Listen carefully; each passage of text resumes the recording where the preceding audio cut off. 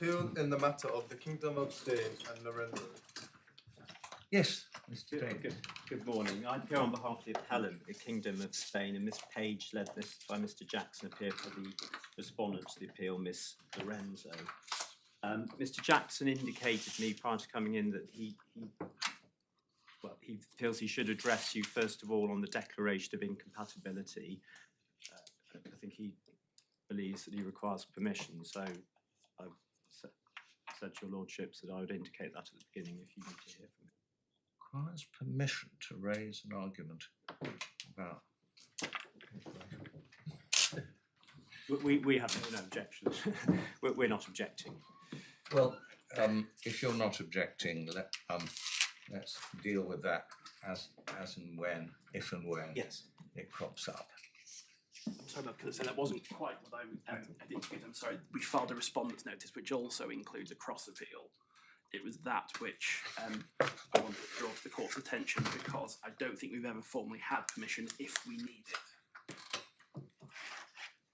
Well, we'll deal with this on a rolled up basis. Thank you, You can raise it in the course of your argument, but let's not deal with it as a preliminary. I wasn't intending to. I'll do simply that I wasn't sure whether it had ever been drawn to the court's attention. Can I also say for completeness, I don't know if the court has been told. The Foreign Office did tell us on the 12th of November they didn't plan to intervene. Yes, I recall. I was told as well. They had the right to intervene on that point. At least they took until the last moment to decide they wouldn't. So I'm sure you two will be able to cover the ground. Thank you, Madam.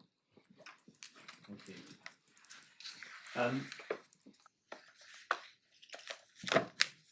The appeal and the response and the application for a declaration for incompatibility give rise to 5 issues, which I'll come on to. But if I may, prior to outlining those 5 issues and making my specific submissions in relation to them, I'd like to begin by making some general remarks without detailed reference to the facts or the case law, but which will later fit into my specific submissions about each issue in detail. And those remarks are this: states engage with each other in 3 ways: war, diplomacy and trade. Each of those areas have their own rules in international law. State immunity developed in the context of interstate trading, diplomatic immunity in the context of diplomacy. As we see from Benkar-Bush, in the modern law, state immunity has been applied in the diplomatic context. Diplomacy clearly aims to avoid war and promote trade. And a diplomatic mission is in effect an extraterritorial enclave of another state, which it uses as a base from which to carry out those activities. In the words of the Vienna Convention, its premises, archives, documents and correspondence to and from it are inviolable. And it's certainly the Kingdom of Spain's position that diplomatic activities are inherently sovereign. Those sent from foreign states will no doubt form their impressions of the host state, which are no doubt informed by comparison with differences between it and the sending state. Sorry, you're obviously reading from a document, Yes. Mr. Davis, but we've got your Yes. skeleton argument. Okay. You don't need to repeat it. I mean, we are sometimes an advantage in this case. We have in Benkar-Bush a very important, fairly recent decision of the Supreme Court, and anything you say which is contained in Benkar-Bush we can take from Lord Sumption, and anything you say which contradicts Benkar-Bush, you're in some difficulty. Yes. Okay. Well, the 5 issues before the court are: issue 1 was the Employment Appeals Tribunal having found that the employment judge should have looked at the pleaded case to determine whether the claim engaged sovereign acts. Was the Employment Appeals Tribunal right to say that it made no difference?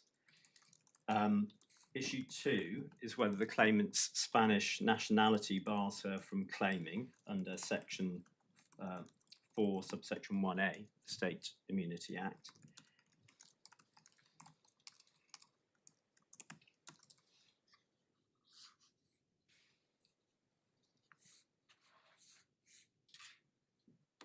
Issue 3 is the declaration of incompatibility, which follows quite closely on from that issue. Issue 4 is whether the Employment Tribunal erred in finding that the claimant's employment was not entered into pursuant to a sovereign act.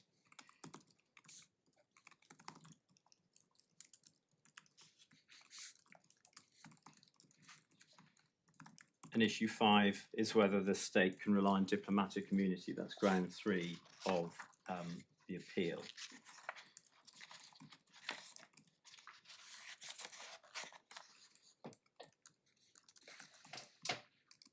Yes. So beginning with issue 1,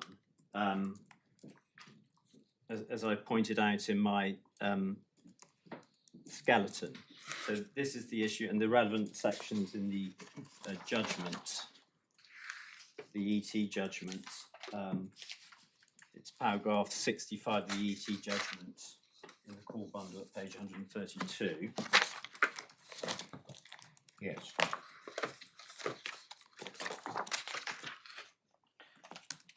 Paragraph 65, it says, on the question of primary principle, whether the interactions complained of between the claimant and Mr. Gonzalez arise out of an inherently sovereign or governmental act of Spain, I hold that they do not. Appreciate there's an issue about the extent to which this was raised below. That is the finding of the Employment Tribunal. And then in the judgment of the Employment Appeal Tribunal. Just before you go to it, it's pretty settled law, isn't it?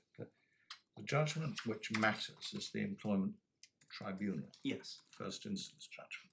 The EAT, despite the 10 months it took to give the judgment and the immense labour which went into it, Yes. it's almost a sideshow. The question is whether the ET made an error of law. Yes, well,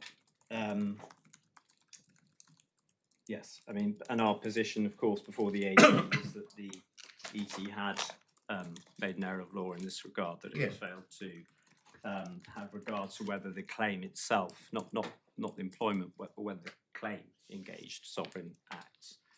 I mean, if it's helpful. Doesn't issue 1 really logically, the way you set it out, Yeah. follow on?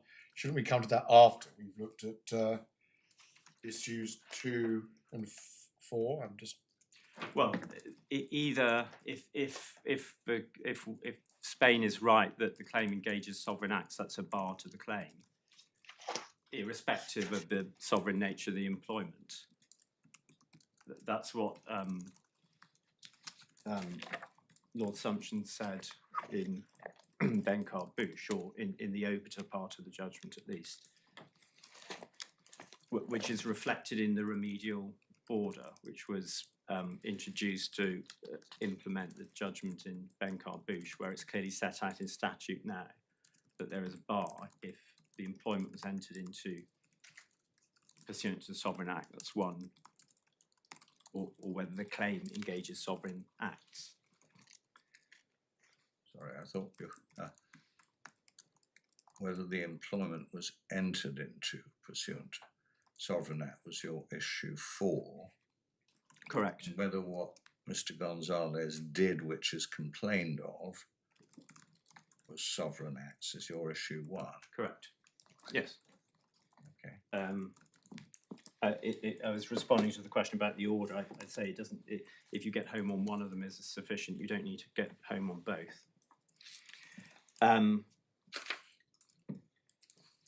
Well,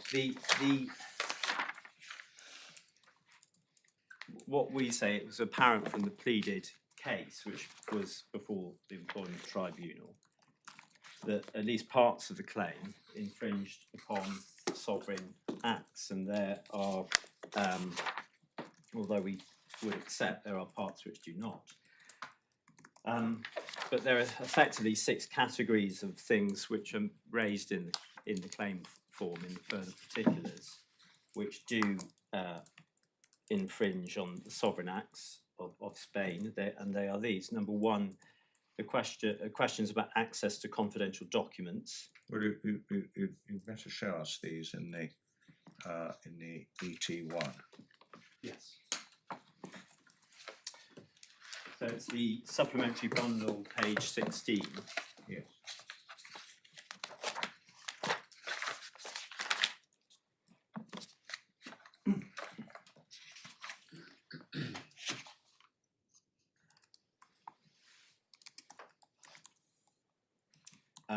So the two issues, I'll just say them and take you to them because they aren't numbers, so they're quite hard to find. The two issues there, the claimant talks about the suspicion of a diplomat in relation to her whose area of work was the Gibraltar conflict in relation to access to documents. And it's the second paragraph of the claimant's basis, the document at page 16, the claimant's basis for racial discrimination. It's about 6 lines down. It says, in the past, the claimant had already experienced the suspicion of a diplomat whose area of work was the Gibraltar conflict and would often question her access to confidential documents, despite the fact this constituted an inevitable aspect of her work as to the ambassador's PA. Yes. So category number 2 is well, it may be the same category, but physical and digital access permissions, and that's in the at page 18.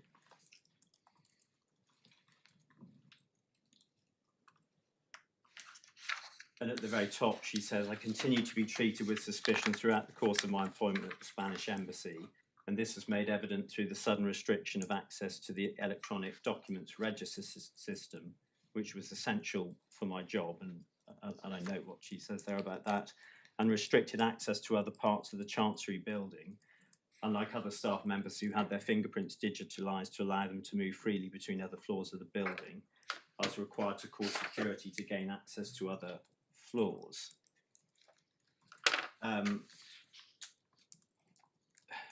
Item 3 is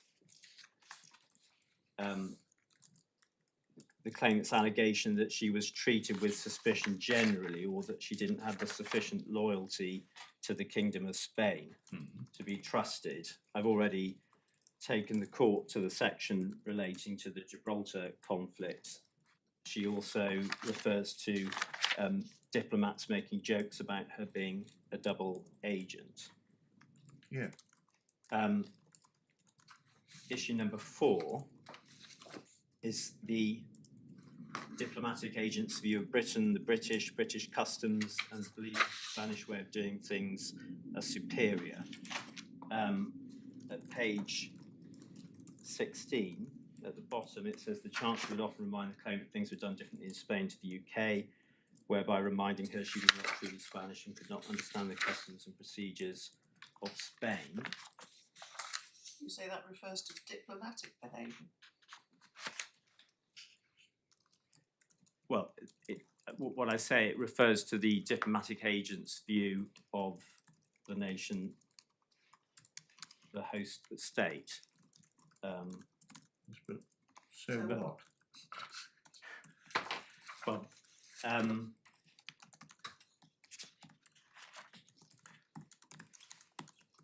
what we say is that the views expressed by diplomatic agents within the embassy about Britain, its policies, procedures, what happens.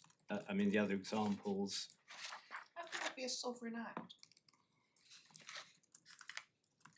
Well, it's part of the function of diplomacy to. Make disparaging remarks about other countries. It arises out of the function of diplomacy, and clearly it's having things which are said confidentially within the embassy, reported outside, or determined by the courts of this country in claims of racial discrimination and harassment. It interferes with that process. I mean, of course, we can sit here and say, well, the remark shouldn't have been said, but it was made within the extraterritorial enclave of a different country. Would it be perfectly easy for Parliament to say that no claim of any kind can be made by anybody who was employed in an embassy? But that's not what they said. No, but what they have said is that a claim that impugns sovereign acts can't be brought. Obviously, in an embassy, there is a real risk in discrimination claims. It's very common in the specific kind of claim that the claimant is bringing, claim based on her nationality, or those kinds of claims, when they're commonly brought in the workplace, can involve an awful lot of examination of what happens in an office. Okay. Obviously, in a diplomatic mission, and diplomacy is a sovereign function, where these kind of disputes arise, there's a risk that it will go into what the ambassador or a diplomatic agent says about the host country. I mean, the claimant was she doesn't make this allegation in this claim, but the claimant was previously the social secretary to the ambassador, for example. Well, what if a claimant brought a claim reporting what the ambassador had said, in whatever terms, about the Prime Minister of this country, or a meeting with the head of state? Well, what is the precise sovereign act here in this example? Well, the sovereign act is carrying out the function of diplomacy with the receiving state. But you're not. If you're making a private remark about somebody, you're not acting as a diplomat. The mere fact that a remark is uttered on embassy soil does not make that act a sovereign act within the meaning of the statute. Well, it's pursuant to a sovereign act. Obviously, the United Kingdom. I mean, if you took the context of this claim to a different context, say Ukrainian working in the Russian embassy or vice versa, and you have a claim saying, I've heard these rude remarks about me. They don't say they say I'm not loyal or can't be trusted because I'm not of the correct nationality, and we're now at war. Then everything which happens in this claim would, all these kind of problems would be sort of thrown into sort of sharper focus. But a diplomat having a meeting with someone outside or discussing, one of the comments the claimant wants to rely upon in her claim tribunal to draw an inference of race discrimination is that that Mr. Gonzalez, I think it says Heathrow's run by Nazis. Well, that's a comment about. In the context, for example, post-Brexit, we read it in the papers all the time about things happening at airports, people not being allowed in. That can be a comment by reference to an international treaty. Well, let's boil it down a bit. This is what an English lawyer would. This began as what an English lawyer would call a constructive dismissal claim, but she can't bring that claim. The active claim is race discrimination. Yes. Now, suppose that somebody we come to the dual nationality point later on, but let's keep it simple. Suppose that a British national is working at the embassy, and a senior diplomat says to her, "You Brits are treacherous. It's outrageous that you carry on working in this embassy. Get lost." And she brings a race discrimination claim. Yes. You say that she can't bring the race discrimination claim because the chancellor or the senior diplomat is exercising sovereign acts on behalf of the state. Well, in Benkar-Bush, Is the answer yes? Yes. So in effect, you can never bring a race discrimination claim or sex discrimination claim or any sort of discrimination claim if you're employed within an embassy. What I'm saying, no, I'm not saying that. If it were a dismissal in Benkar-Bush says that certain the recruitment policy of a state that is sovereign, and then you get the finding in Benkar-Bush that the effect of that is, well, it wouldn't stop a claim for dismissal, but it stops an order for reinstatement. Yes. There would be certain kinds of claims if someone simply comes out with a obviously, I mean, in harassment claims there are two types: the obviously offensive comment and the comments which aren't obviously offensive, which someone says are offensive because of their reaction to them.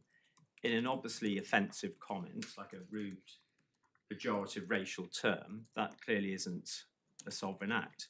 And what I am... Isn't it, on your analysis? Sorry, I missed... Is it not in your analysis? Because you are saying, as I understand it, your submission is that any utterance made by a diplomat to an employee on sovereign soil is a sovereign act.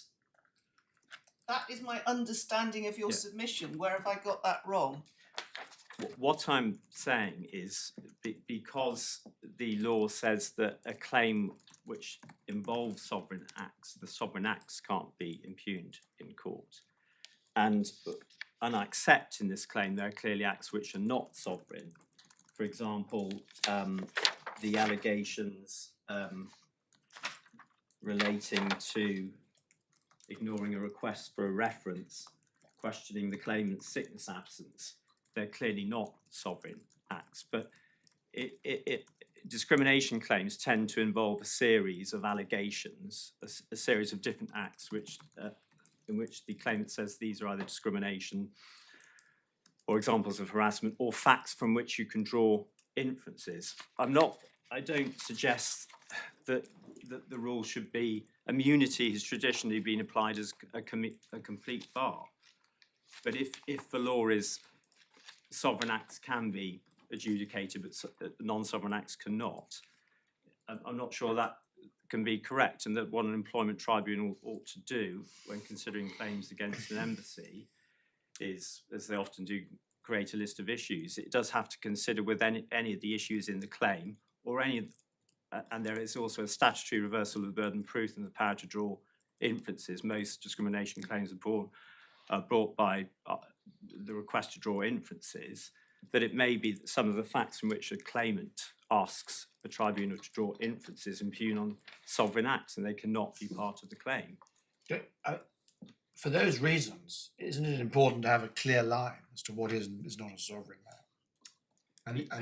And sorry for two questions at once. If so, where do you say the line should be drawn? Well, I've accepted that, for example, in this claim,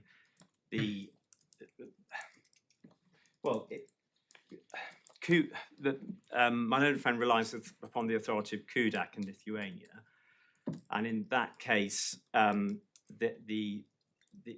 diplomatic agent subjected an employee to sexual assault, and they thought, well, that clearly, and the judgment says there's nothing in here which relates to sovereign acts, and Poland hasn't even sought to say that it relates to sovereign acts. Obviously, there's a burden on the state asserting it. Could I just interject here? Your submissions are focusing on examples. Yes. In Lithuania, but don't we need to find? Although if it comes down ultimately to a question of drawing inferences, and all sorts of people have to work this law, don't you have to, if you can, say exactly where the line is? How do we define what is and is not a sovereign act in your case? Well, I'm coming back to the point I was trying to make at the beginning. Obviously, state immunity exists in a wider context than simply diplomatic missions, but the diplomatic mission is its activities are the best example of a sovereign act. There's never going to be a confusion in an embassy about whether it's commercial or sovereign. So this example here, you say, reminding the claimant that things will be done differently in Spain, you say that is a sovereign act. That probably wasn't the best example of Well, that category. no, but it is an example that Yes. you, and it's interesting, and we've all highlighted, we've all stopped you on this one. Yes. And I'm intrigued to know why this is on the wrong side of the line, or from your point of view, and I'm trying to understand that. I'm trying to understand where the line is drawn. Well, if I met the other examples I've set out from the claim of the comment that Britain was a nation of complainers and had nothing better to do than write letters of complaint. Heathrow Airport was run by Nazis. They're better examples, I think, than this is how we do it in Spain. Why is it a sovereign act to say British are a nation of whingers? Lots of people think that, but they don't have to be diplomats. And why is it a sovereign act to say that Heathrow is run by Nazis? Well, the point I'm making is the example I gave is the Brexit withdrawal agreement. Didn't refer at this time. When I read the papers, I read lots of stories about people from different countries in Europe being turned away for reasons which aren't justified under the treaty. Now, if a diplomatic agent it has to give evidence on. I mean, you know, Heathrow is run by Nazis could be a reference to that kind of treatment. It sort of impinges on the. I mean, essentially, the diplomatic activity being a diplomatic mission. I mean, my lords, if I can take you to an authority in the authorities bundle at page 254, the Royal Embassy of Saudi Arabia.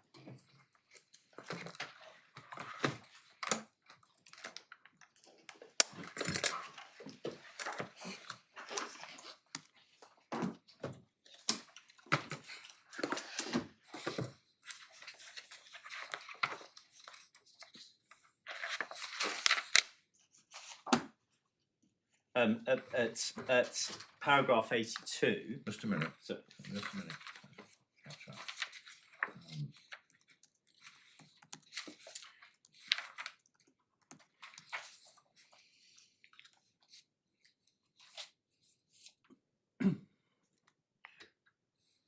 Could I just ask, my lords, Yes. has this case been appealed?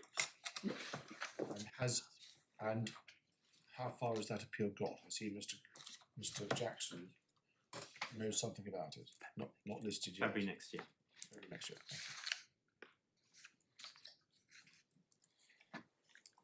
That is a quotation there from the Vienna Convention, and it sets out the functions of a diplomatic mission, and I say doing things pursuant to those functions are So sorry, which paragraph? paragraph 82, 82. page, I think it's 263. Yes. And in that case, the two which were underlined were the ones which were relied on. Protecting in the receiving state the interests of the sending state and of its nationals, so that could relate to to immigration, that kind of thing, and promoting friendly relations between the sending state and the receiving state. So which of these do you say applies to the acts complained of by the complainant? E, primarily. I think I've quoted it in my skeleton.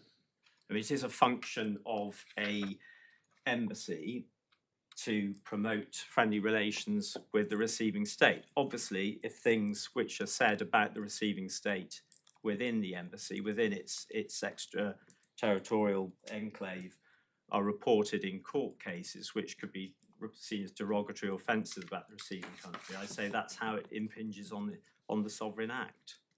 And does it apply to any comment that a diplomat might make, favourable as well as unfavourable about Brits? I don't think it would apply to an obvious racial slur, because that's obviously not. I mean, there must be extremities of behaviour where it would fall outside. But comments about how effective Heathrow Airport is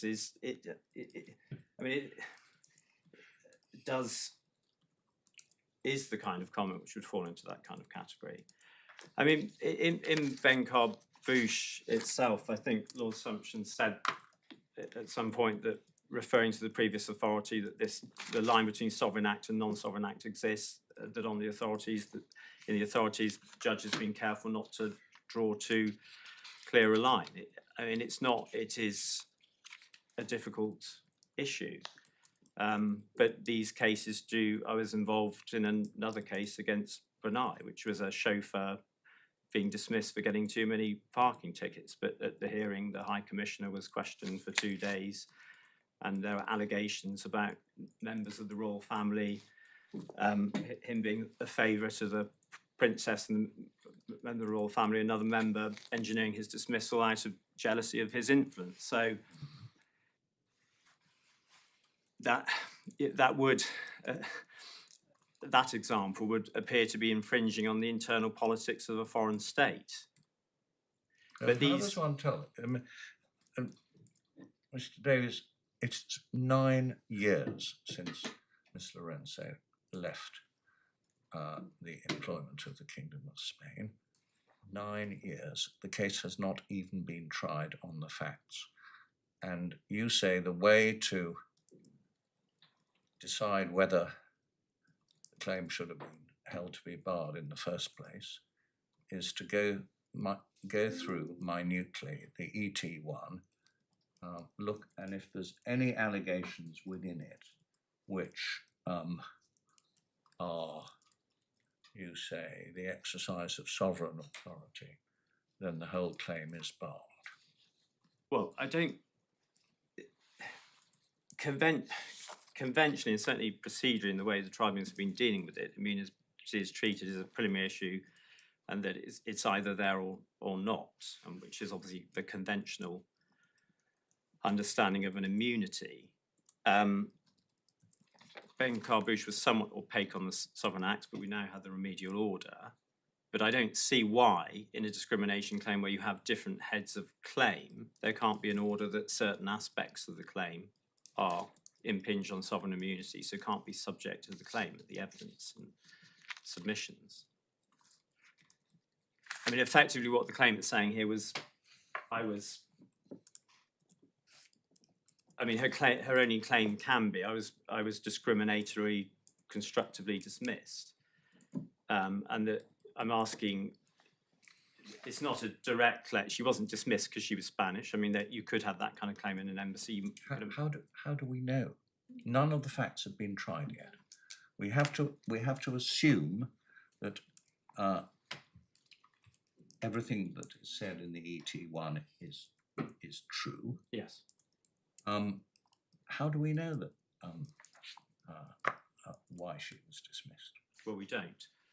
But whilst certain issues in relation to sovereignty, such as the issue of whether the claimant's employment was entered into pursuant to a sovereign act, might be matters of evidence. If what I'm saying is, if the pleading clearly infringes upon sovereignty or runs a real risk of it running into that, then that part of the pleading effectively needs to be struck out on the basis of immunity.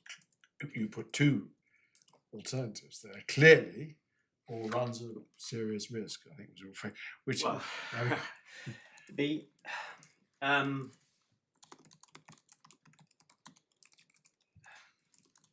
mean, for my part, I'm troubled by the fact there isn't a clear line.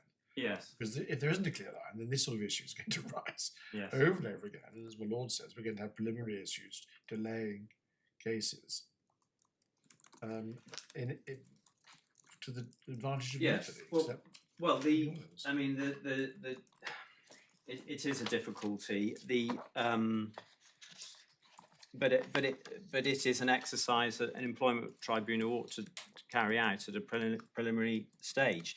The starting in a diplomatic mission case, the starting point can be the functions as defined at paragraph 82 of the Vienna Convention. They are the sovereign functions of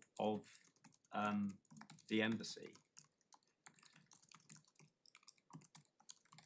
But it can be difficult to know. Obviously, a pleaded case doesn't always tell you, and in evidence things can widen. But I mean,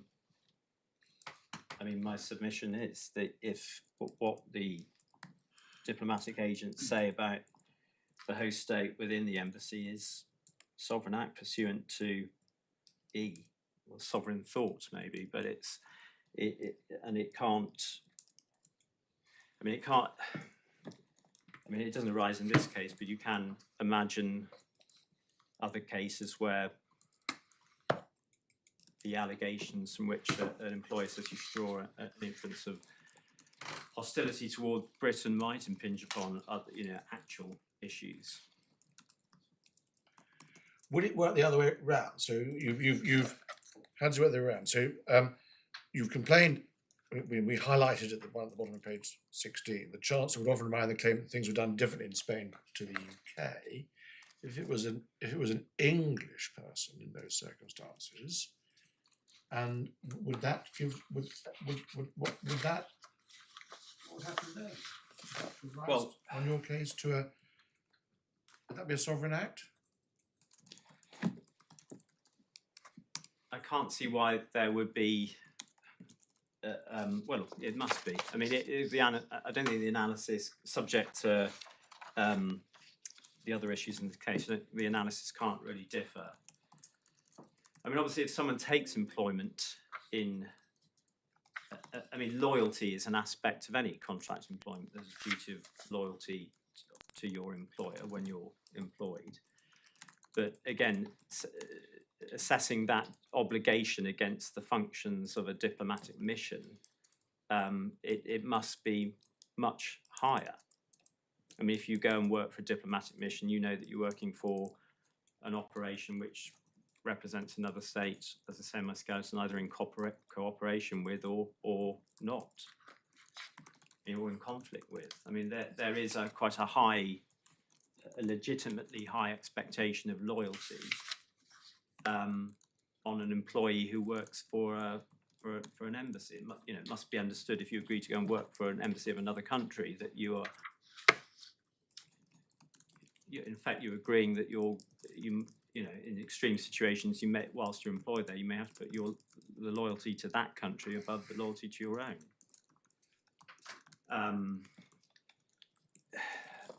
But I think, yeah.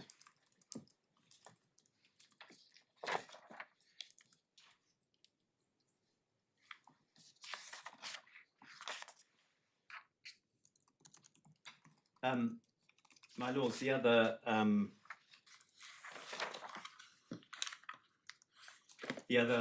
two categories I was saying infringe on loyalty. The claimant makes various complaints about the procedures in the embassy. She says there's a failure to make the workplace more ethnically diverse, a lack of commitment to equal opportunities, a lack of regard, a lack of grievance procedures, and makes an unfavourable comparison with the British Embassy. And in her original claim, page 50, sorry, what's the reference?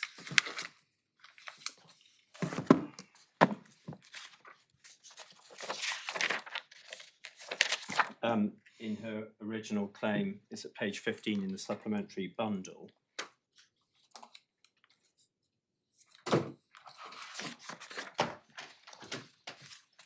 The third paragraph down. I mean, this does relate to her claim for, but it's obviously still before the court. But she says I'm asking the court to make recommendations to the Spanish Ministry for Foreign Affairs for urgent action to be taken at the Spanish Embassy in respect of its culture of bullying, its handling of employee disputes, and the absence of grievance procedures. Now, obviously, again, a remedy under the Equality Act is a recommendation. Lord Sumption in Benkar-Bush was quite clear that he talked in the context of the example of the recruitment policy that the state's own procedures are of its own, and again I say certainly that part of the claim, if it's pursued, a claim for a remedy by way of recommendation to a foreign state ministry about its internal procedures would impinge on sovereign acts. That has to.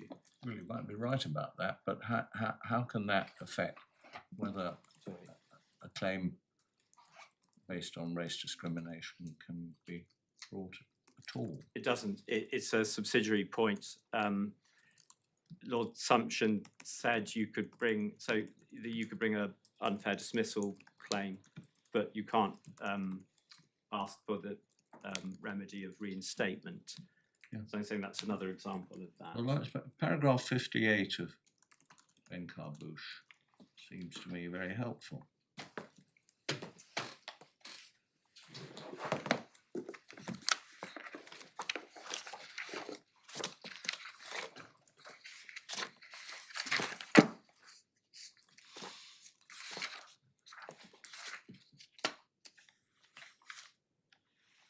He says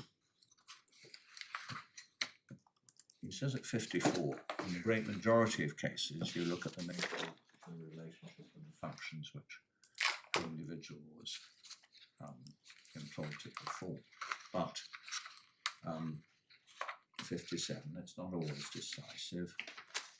And then he gives examples in 58, that 4 lines in. If an employee is dismissed for reasons of state security, then that looks pretty much like a sovereign act. He gives another example that if you are, they may also include claims arising out of a state's recruitment policy for civil servants, diplomatic or military employees. And then the third example, claims for reinstatement after a dismissal. Now, what do we get from that? Well,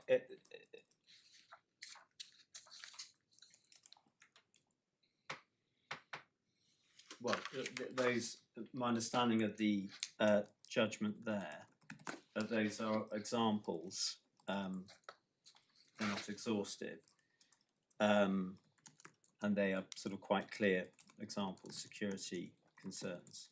But I mean, this point I made in the skeleton, that the claimant hasn't been dismissed for not being loyal on the issue of Gibraltar, but she complains that inference of race discrimination should be drawn from the fact that a diplomat has said to her, questioned her access to documentation on the basis of the Gibraltar issue.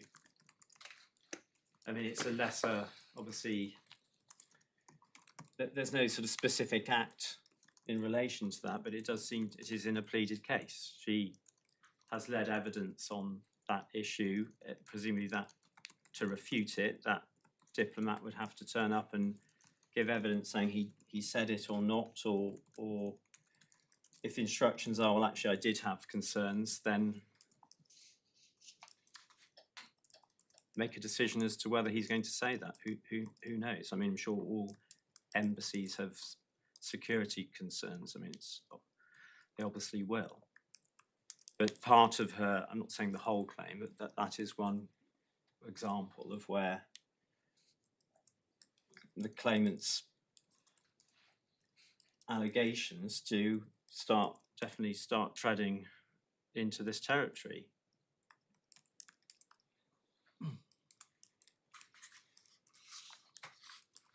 And the same goes for access to different parts of the building. I mean, it seems to be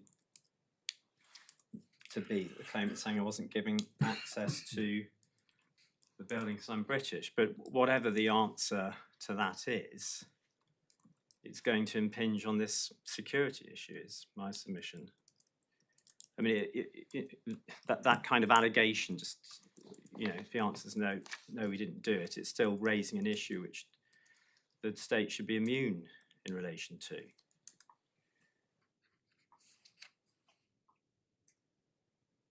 I mean, the whole, as I say, the whole claim is not about her access to documents.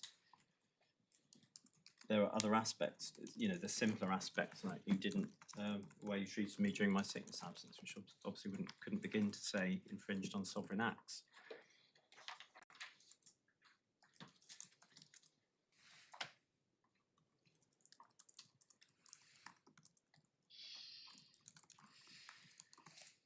But if this were a claim in an ordinary office, those of us who practice at the employment bar know that a lot of time can be spent in evidence and seeking the.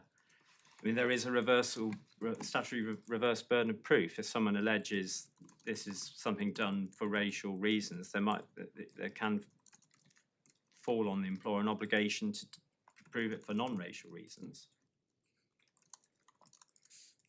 And if the answer, I very much doubt Spain,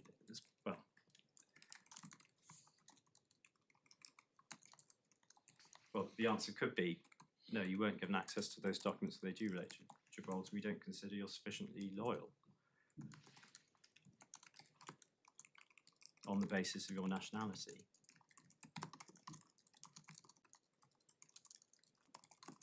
Because, as I say, if you take employment in an embassy, you agree to a sort of heightened loyalty to your employer is more important in an embassy than it would be in most employers.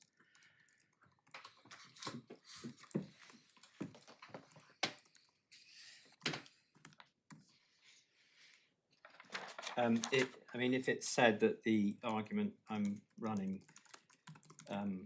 runs a coach and horses to any kind of claim, discrimination claim, I'd say it doesn't. There are plenty of claims which you could bring in the tribunal which could never impinge on sovereignty. An equal pay claim, for example, a claim for reasonable adjustments. You didn't provide my ergonomic chair or desk.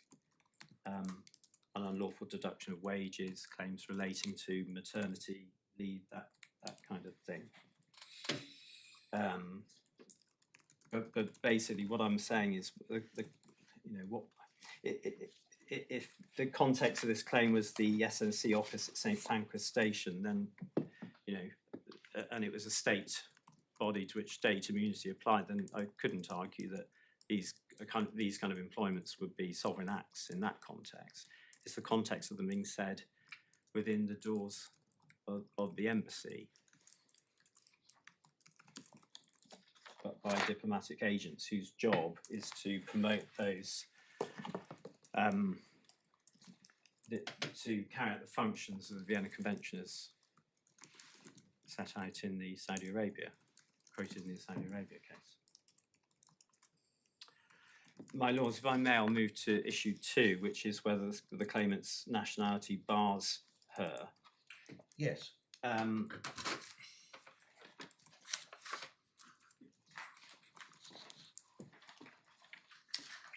think we're agreed that obviously the machinery for this already exists in Benkar Bush. And the finding of the Employment Tribunal was that the section is disapplied, and the EAT agreed with that. But obviously we So ground of appeal 2B. Yes. Isn't it? Yes. Seemed to me it was rather separate from Yes. A and C. And, Yes. Yes.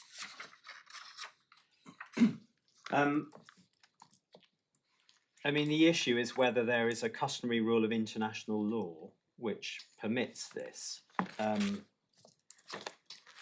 you'll have seen in my skeleton that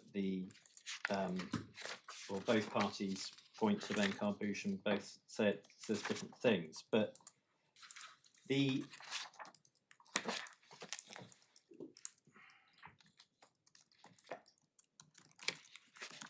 test.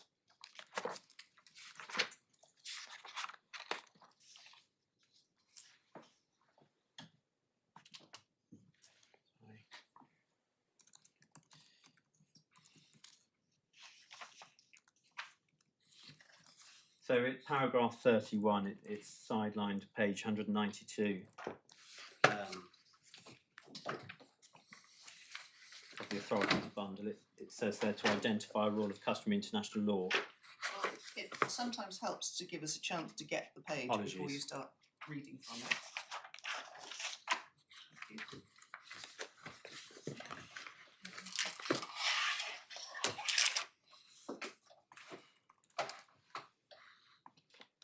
£194, yes? 192. 190. Thank you.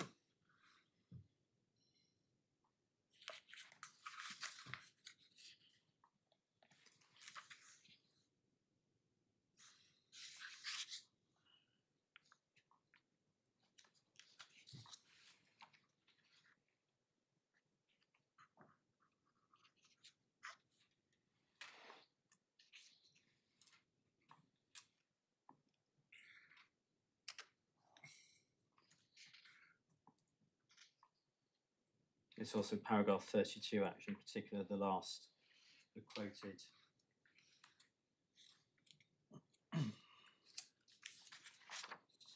I'm sorry, Mr. Davis, which particular part of paragraph 32 are you anxious to emphasise? So it's the part at the very bottom of the page in parentheses, the International Law Commission's draft. What I'm doing is just pointing to the test set out there for identifying a rule of customary international law in a treaty.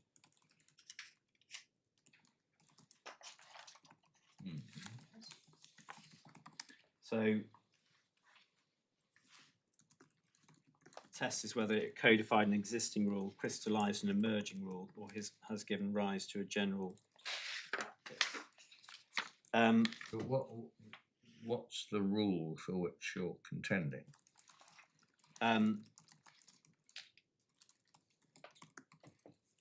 So what I say is the rule in section 242A that a national can't bring a claim against its own state is one, well, which exists in international law through treaties.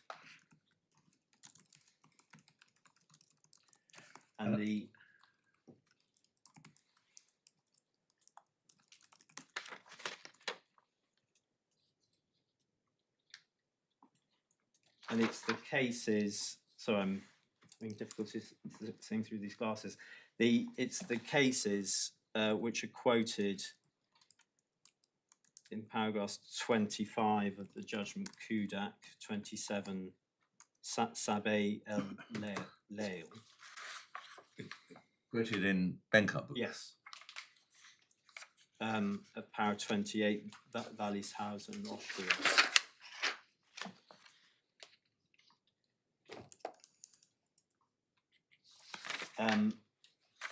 Yeah, and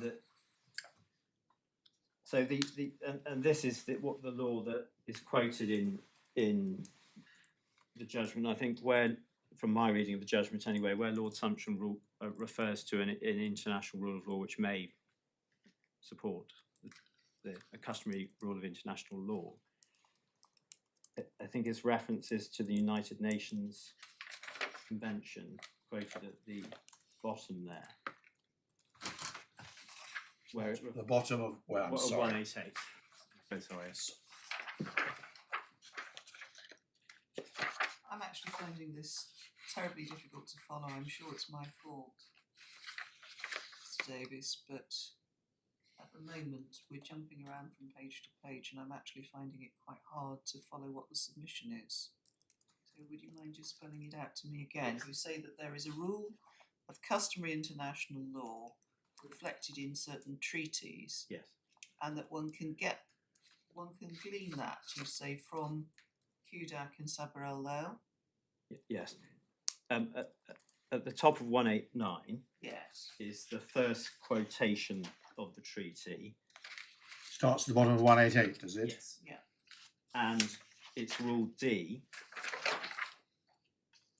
And here, Lord Sumption is referring to the Travo, the preparatory works. Mr. Davis, it would actually help me if it hasn't been sidelined, if we took a bit of a run up to that quote. Yeah. Where would you like us to start reading, do you think? So we can get to at least the slowest member of the Constitution, which is me, can get a handle on it.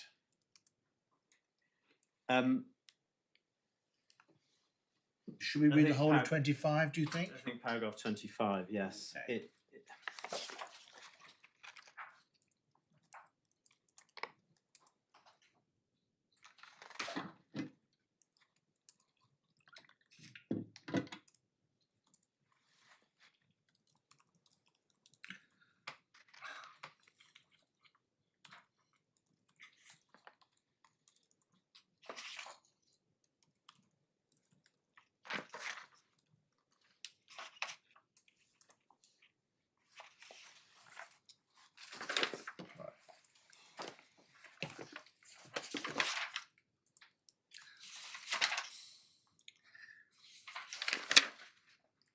And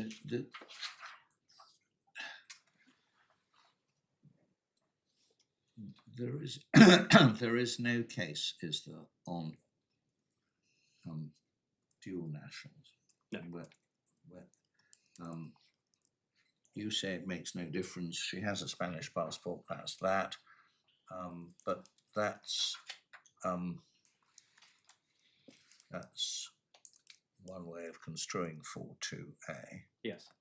There's no. There doesn't seem to be any case about whether customary international law draws any distinction between sole national of the sending state, sole national of the receiving state, and dual national of both. Well, I think Miss Lorenzo below raised something called the not about principle, which is not something familiar. I think it relates to family law, but that wasn't pursued at the EAT. But no, there's no case law in this in state immunity. Apologies for my presentation of this issue. And what I want to do is to sort of direct the court to the relevant passages. But effectively, it's the bottom of 188. Draft Article 11 is quoted. 11D says the employer is a national of the employer state at the time when the proceeding is instituted. And then Lord Thompson goes on to say at 189, the Strasbourg court recognised that the draft articles were not a treaty and that Lithuania had not ratified the convention ultimately adopted, but it held that Article 11 was nonetheless binding on the state because it reflected customary international law. I noticed that that the assumption says. Just go on to qualify that. In paragraph 26. Yes. Towards the bottom of 26. I do not read the Strasbourg court as having assumed that everything else in Article 11 was declaratory of existing international, or didn't need to. Yes. So that, as it were, undermines any submission that everything said in everything in the 5 cases identified in the Travaux Preparatoires amounted to customary international law. Yes. Does Lord Sumption spell out, I know I'll keep on asking you where the line is, Mr. Davis, does he spell out what is and what isn't customary international law from those 5 cases? No. I mean, no, he doesn't. But but I wanted to direct the court because he does say that this distinction may, I think the words are may have a sound basis in customary law. The only references I can find in the judgment are to the discussion of those authorities. Obviously, Lord Sumption's view of them is somewhat equivocal, but not equivocal enough to say it doesn't apply. Miss Kudak was a Lithuanian. Yes, So she wasn't a Pole. I don't think there are. I mean, this is the issue. I have looked. I don't think there are any cases where the national descending state has sued and it's been dealt with at this level. Ben Carbuche says this may have a sound basis in international law. To decide whether there's a rule in international law, you have to look around and see if, well, the test. Normally you need evidence. Yes, but I think the position. Yes, but I think the position here is, I mean, if a point hasn't been decided before, I mean, that's the difficulty. New points presumably have to be decided at some point. Can I just take you on again? So we looked at the draft articles, Yes. and he makes a point that they weren't, that the text was ultimately different. Yes. What was said in the final text? The final text has extends. So in the final text, it says that it gives a further exception if the national is permanently resident in the UK. Could we just see that? Yes.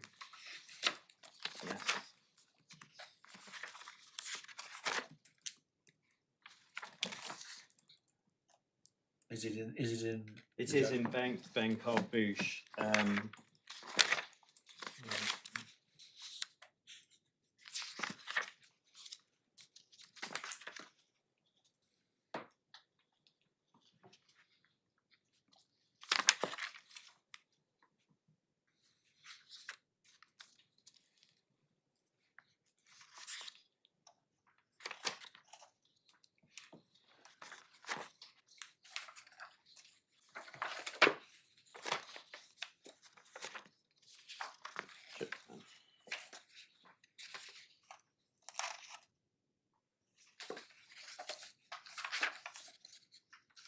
Sorry, I've lost the reference. I can't see it. It's definitely in here somewhere. If it's not in another case, but and of course I happily supply it.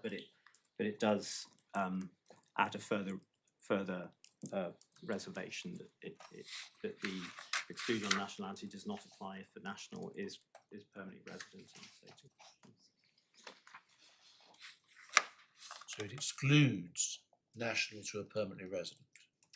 It would exclude a Spaniard who is permanently resident in the UK. Mr. Jackson prompting. Thank you. The Paragraph 71, I'm oh told. right, okay. 71, did you say? Yeah, so it's highlighted it. It's at the bottom of 211. About 6 lines up.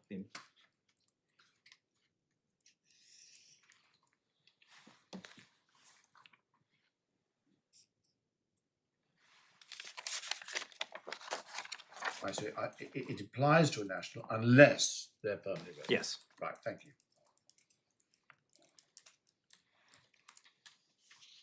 Now, I don't want to take too much and distract you. I noticed that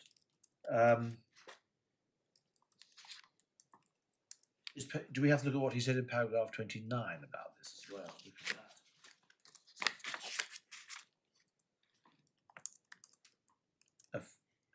Yes, but yes. Well, that's the draft articles, but he does rely upon the final convention as a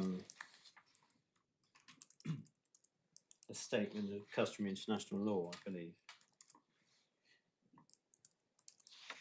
I hadn't looked at paragraph 71 of Ben Carbuche and thus Article 11. But I got this right. That article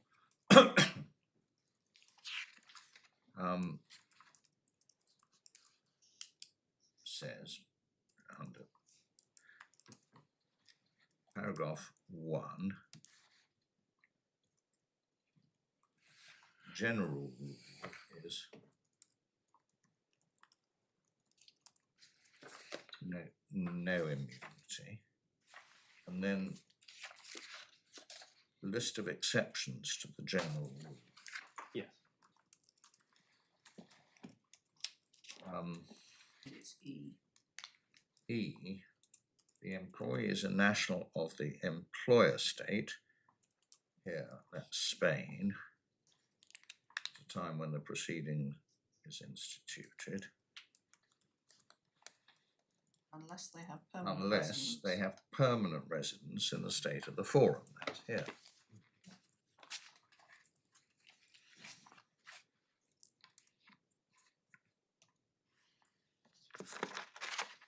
What we don't know is which bits of this reflect customary international law and which bits are legislative, as the assumption puts it. It says that the treaty has both characters. Well, the State Immunity Act is based upon the Basel Convention and reflects the wording in the Basel Convention. So these are advances on the 1972 Convention.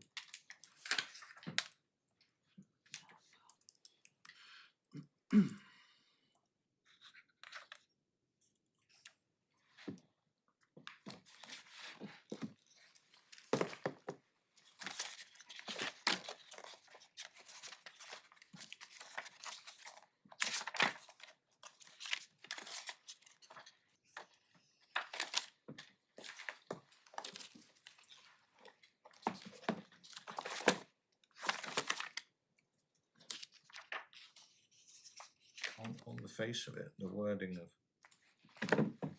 Article 11 to E is probably Jackson, isn't it? Yes.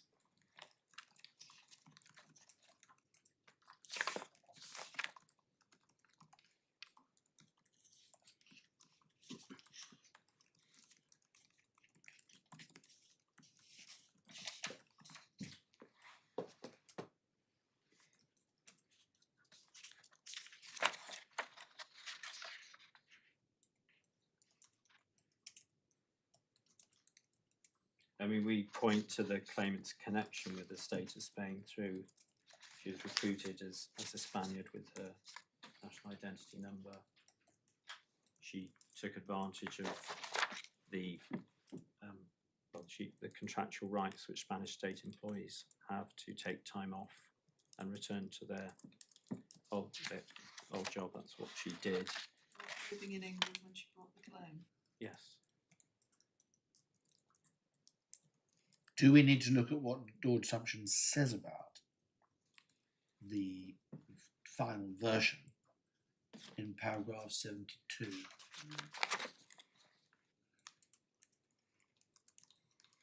Particularly the last bit. Yes.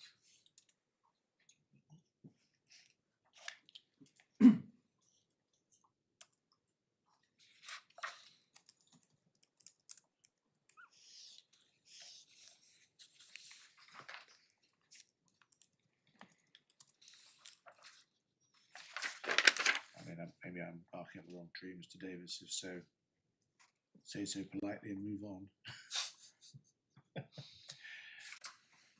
Well, well, I don't think it's legislative because I'm sure Lord Sumption says in Ben Carbuche that that treaty hasn't received the internationally required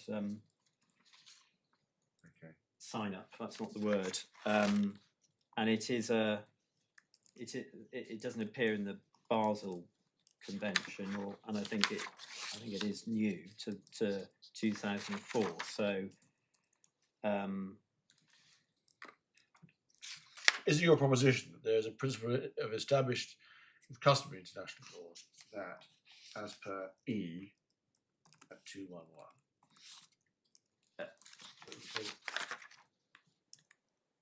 Was that what No, that's not my submission. What I suspect is that your submission? That would be Mr. Jackson's submission. My submission is that it is As per the as per D at the top of 189.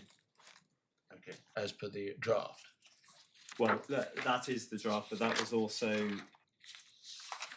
that the exact wording was taken, yeah, as per the draft. That reflects the European Convention, the Basel Convention. Okay.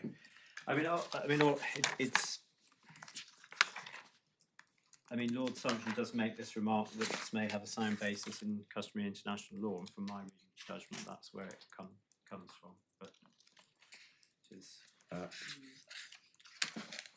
may have a sound basis. And the qualification that he puts on it in 28 on the passage we were looking at a few minutes ago, you say doesn't undermine that submission. Well, it is Lord Sumption's. I mean, he effectively says it's obiter in that case, so it doesn't. But that's his view of those judgments. It wasn't the view of the judges in those judgments. Status is uncertain. He couldn't be much clearer.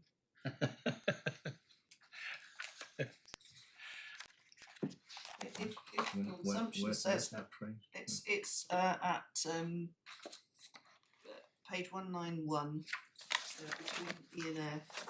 So far as Article 11 goes beyond the application of the restrictive doctrine, its status is uncertain. Yes. Seems to me that's pretty definitive that you can't say it actually creates a rule of customary international law. On the basis of ban carte anyway, you might be able to by reference to other authority. Well, that's what I do say, I suppose, in by reference to Kudak,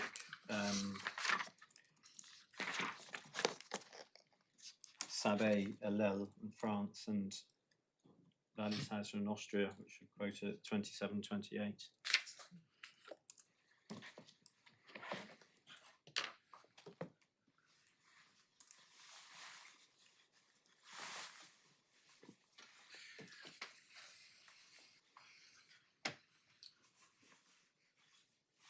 Right. My lords, issue 3 is, should the court make a declaration of incompatibility? I mean, obviously this is for my learned friend to make the running.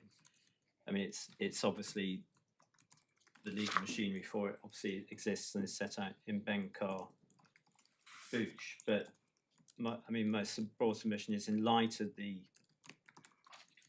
sort of insufficient clarity and Lord Sumption's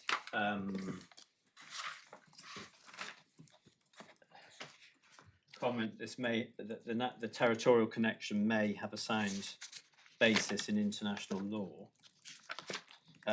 It wouldn't be appropriate to make such a declaration, because the court couldn't be satisfied that it's would reflect international law in every situation.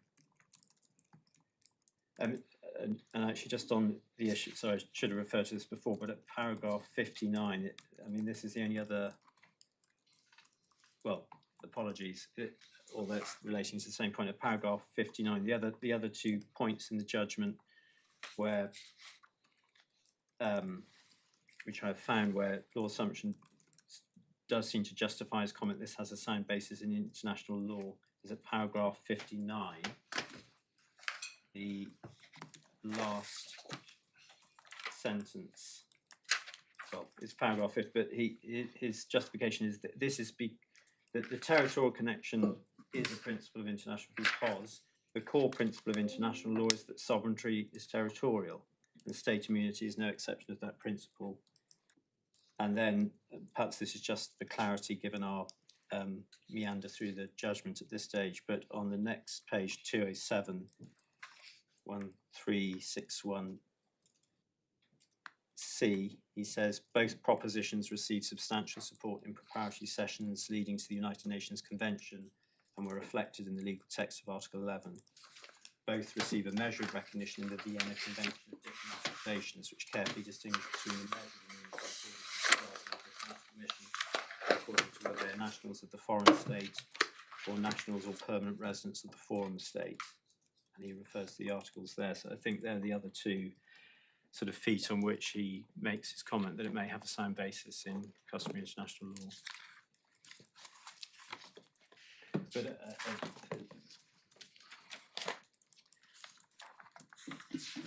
issue 4 is whether the tribunal erred in its findings that the claimant's employment was not entered into pursuant to the Sovereign Act.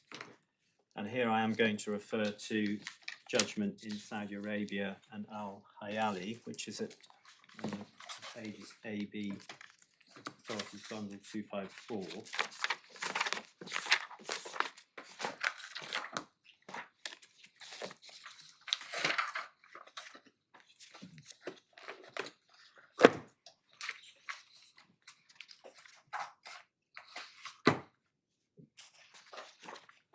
Sorry, which ground of appeal is this? This is issue 4, and I mean, effectively, it's grounds 2A and 2C of appeal. The grounds 2A and 2C of appeal.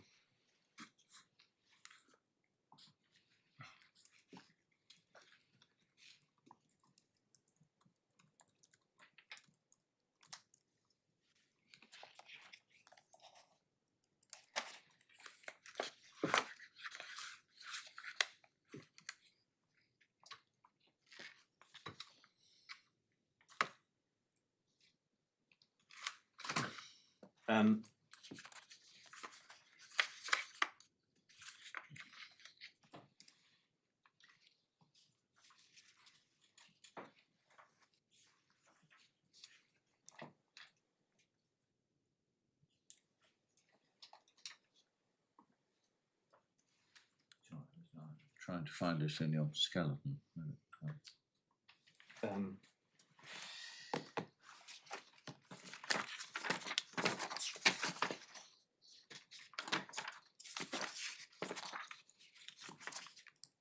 So ground 2 starts at page 21 in the bundle, goes on to 22, paragraphs 12 to 14. And the continuing paragraphs 15 to 21. And then it's also paragraphs 30 to 31 at 25, page 25.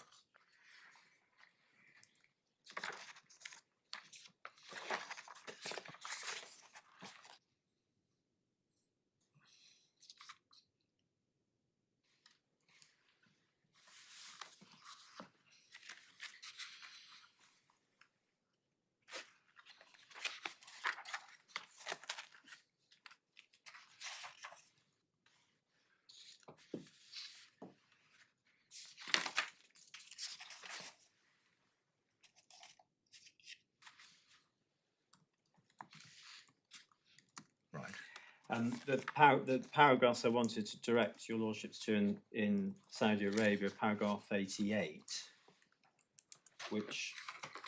This is Miss Justice Bourne's. Yes.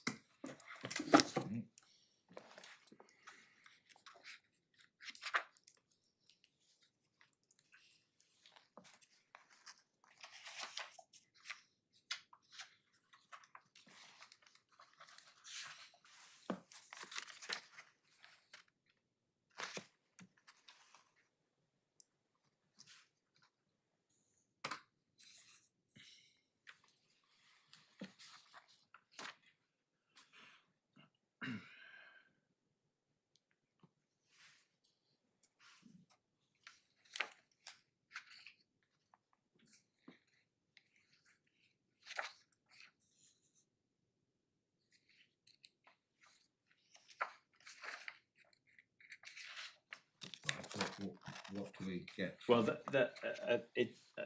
that's setting out the approach the tribunal should take. I thought it proper to draw the court's attention to it.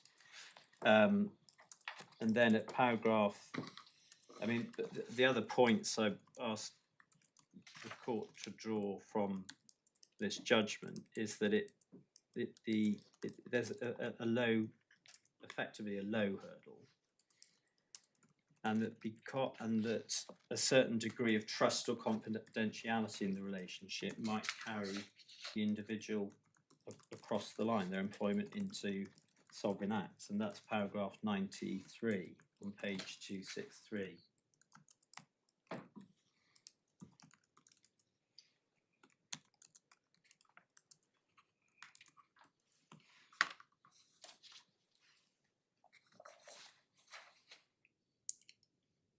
And we would certainly say that the degree of trust and confidentiality and loyalty required in the role are important factors here. And at paragraph 96, Mr. Justice Bourne says, in fairness to the employment judge, it seems clear that some of the claimant's activities, such as inputting information to a computer system, are of a purely clerical nature and purely collateral to any exercise of sovereign authority.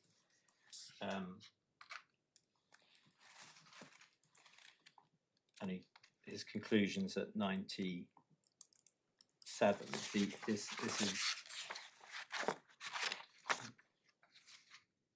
someone who worked in the Academic and Cultural Affairs Department.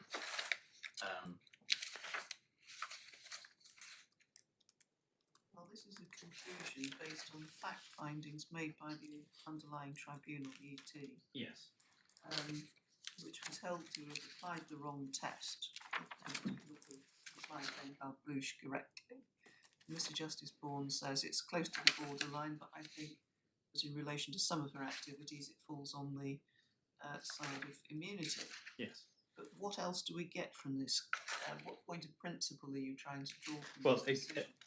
again, coming back to what the paragraph 82, which I directed your lordships to before, the functions of the embassy, the finding at 97 was she was participating in the public service of the embassy and not merely in the private administration of the embassy.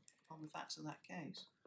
Yes, I mean, certainly in relation to the period when the claimant was the ambassador's secretary, we would say that must be falling within the public functions of the embassy. And when she came back and she was working as an administrative assistant within the embassy, reporting to a diplomat, that would inevitably involve, because of the duty of confidentiality and loyalty. Are you seeking to draw an analogy between the facts of the Saudi case and the present case? Well, what I draw from it is it's a low hurdle. This is someone who worked in the cultural office, and that simply being in the context of confidentiality, and the claimant accepts in her ET3 that she needed access to, in her amended grounds that she needed access to confidential documents. That's one of the disputes. That an employee in an embassy, albeit her title is administrative assistant, who has access to confidential documents, pushes her over the line. So it's 97. It's the matters identified in 97. In that case, sifting compliant and non-compliant guarantee requests, writing reports on funding requests, Yes. and discussing art exhibitors with visitors, British students and teachers. Yes. She played a part in protecting the interests of the Saudi state. And that, said Mr. Justice Bourne, made it sufficiently close. Her work was sufficiently close to the exercise of sovereign authority, Yes. that being the test. Yes. And at 93, he says, I mean, he makes it clear there that a person who drives someone to work or merely types Yes. documents is not. I mean, obviously, I think that the claimant accepts she had access to the diplomatic bag. She says sometimes the documents are in envelopes, but as you said, part of the claim is a complaint about not being given access to confidential. Well, I'm hesitant about too close a comparison of the facts in any case, but here we're talking, in the Saudi case, the claimant was said to sift guarantee requests, write reports, and discuss exhibits. Yes. So sift, write, and discuss are the verbs of describing what she did. But Is that Well, here, Caveat that we mustn't be too comparative. Is that what happened here? no, Or is so- said to have happened so here? she was initially, during her first period of employment, the social secretary to the ambassador, Yes. so organised his diary. So, and when she returned, she was employed as a administrative assistant, but also carried on the duties of the protocol officer, which was a post normally carried on by a Spanish civil servant. But I think due to the death of the person in question, they asked her to step up into that role.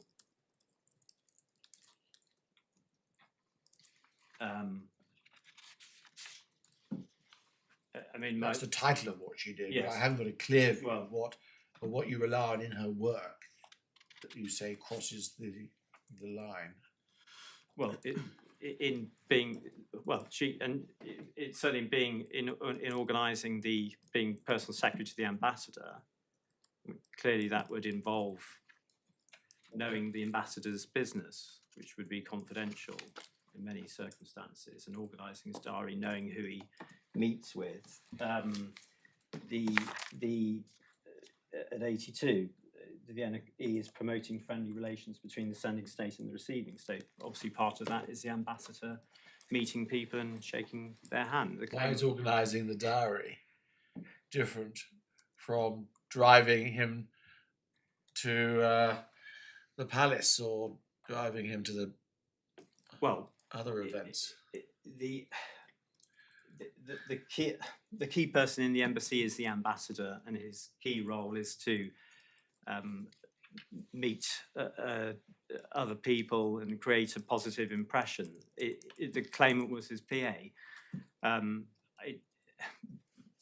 Obviously, the state of Spain did not put in a witness statement describing everything she ever did during her employment as social secretary, but I would have thought it was obvious that she would pick up a lot of information which could be confidential. Well, And it- in a sense, anybody can in an embassy. Cleaner could. In the days of hard copy documents, cleaners were in a very special position in terms of ability to know what was going on, but it's never been held that a claim brought by a cleaner would be barred.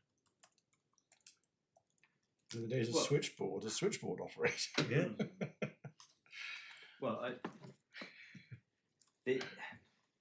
Well, my submission is her work impinged upon it was in pursuant to a sovereign function of the mission.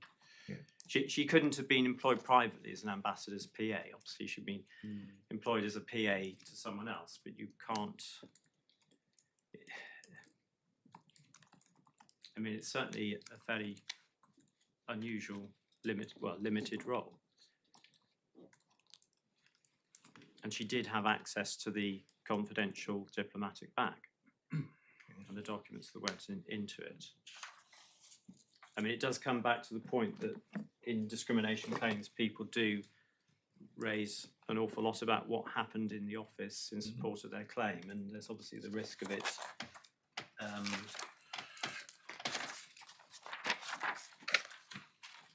going across.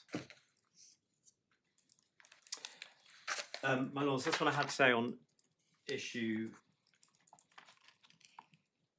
for and issue 5. I'm content to rely upon, but that's issue ground 3. I'm content to rely what I've put in my skeleton argument. Those are my submissions. Thank you. Yes, Mr. Jackson.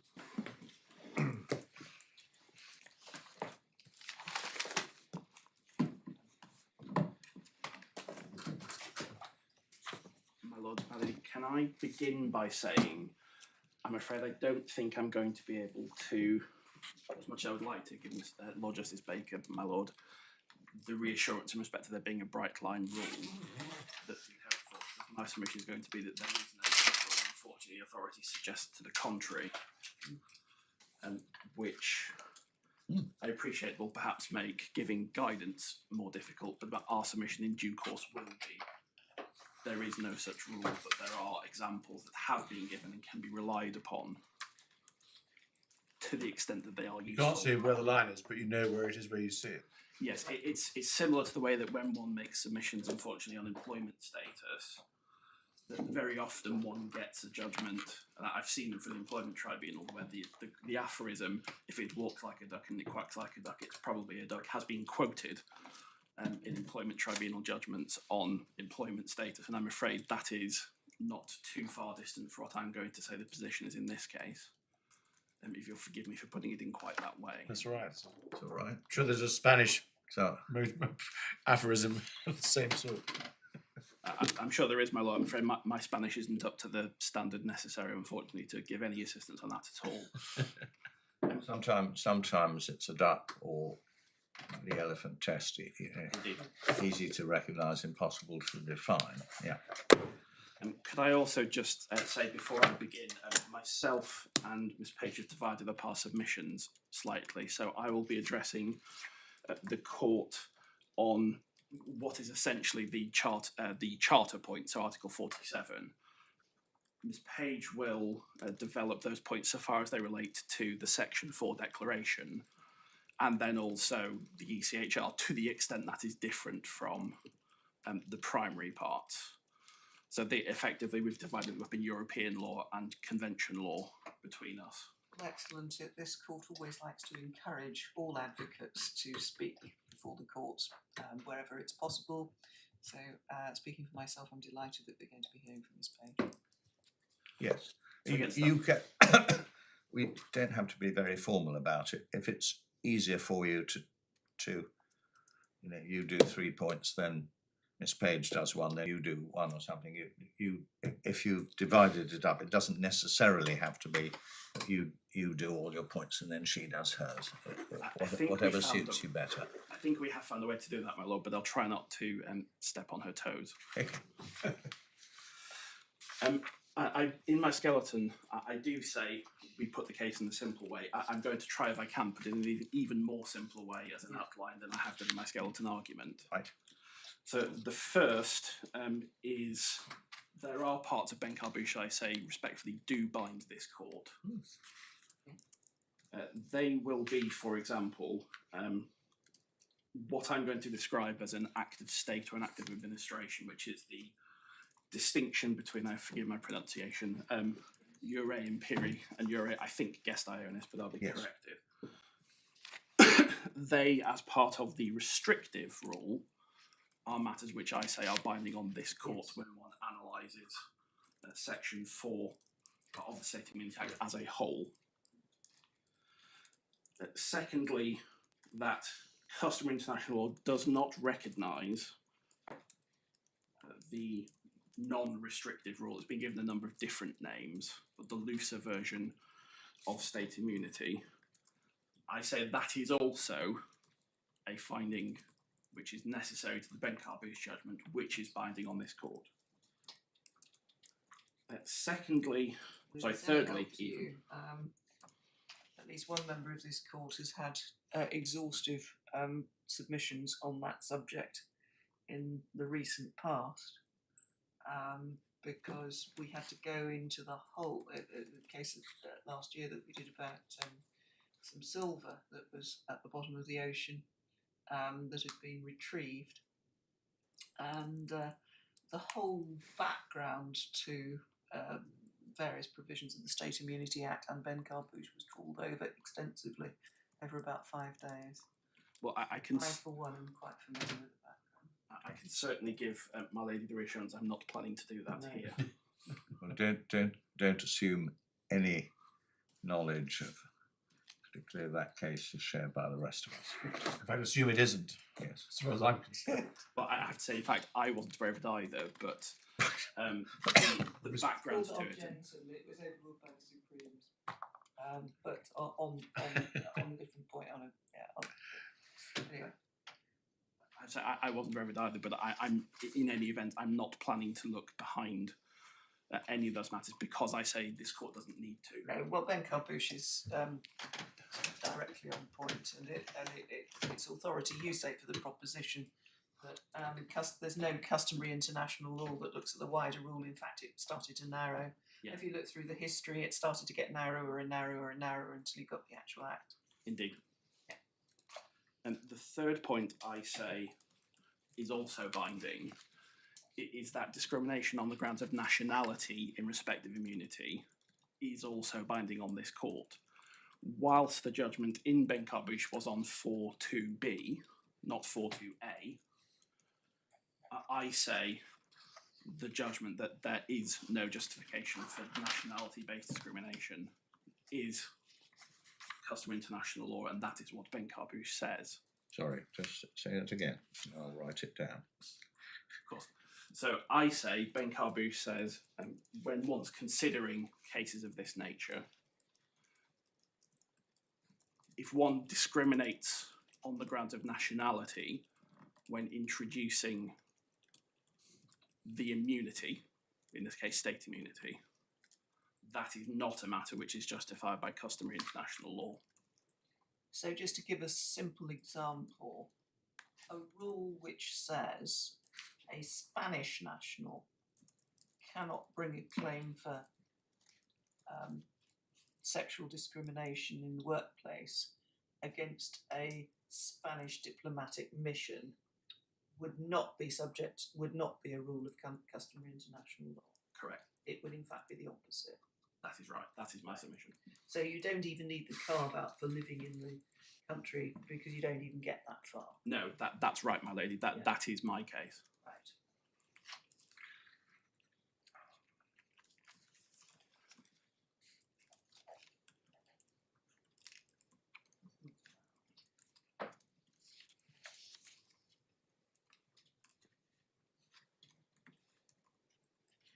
And that's because it's not an act of state as opposed to an act of administration. Correct. And I reached that conclusion also fifthly, because that is the conclusion that I say Lord Sumption makes in respect of section 16(1)(a) of the State Immunity Act. I think you've jumped over 4, and that's my fault because I asked you a question. Forgive me, so 4 was the one I've just mentioned in Okay. terms of Right. the nationality bar. Okay. Third was that customary international law does not permit the application of state immunity for acts of a private or administrative character. 5, that is what your assumption said towards the end of the judgment. My lord, yes. I'm talking about 16. Correct.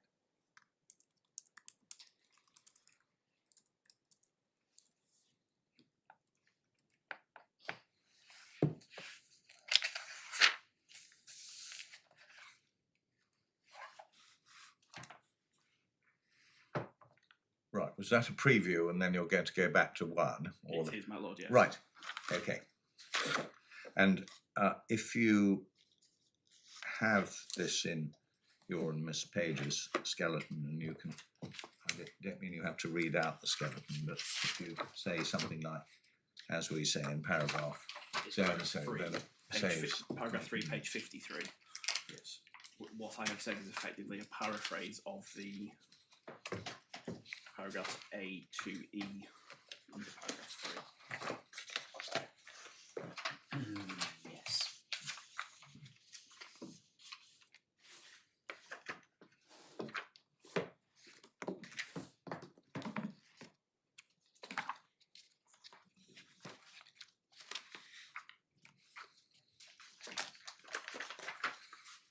Right.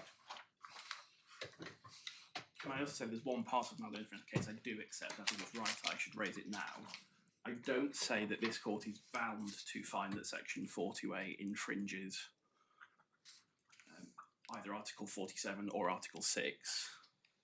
I say there is strong persuasive authority from Lord Sumption in Ben Carbush, but I must accept that this court is not bound to reach the conclusion that 42A infringes those 2 articles, and hence is not justified by customary international law.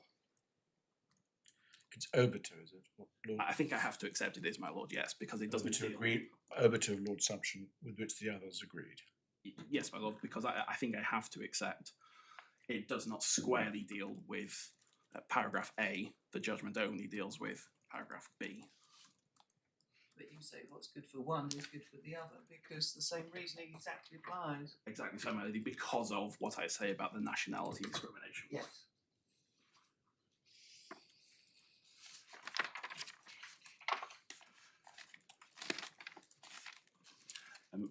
There is one further point I should raise where I do not agree, we do not agree with the respondent. Forgive me, I'm using the phraseology from the Employment Tribunal, the appellant. That is so the extent to which diplomatic immunity is of any assistance to this court.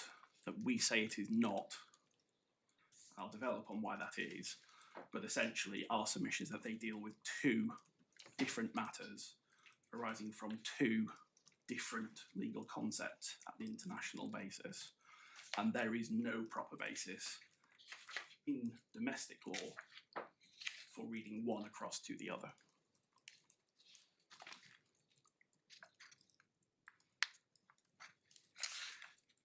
From there, if I may, Well, you think that if diplomatic immunity were the short answer to the point, then Ben Carbush would never have got all the way to the Supreme Court. presumably, I think I have to say I'm not entirely aware of the arguments that were put in all the courts below.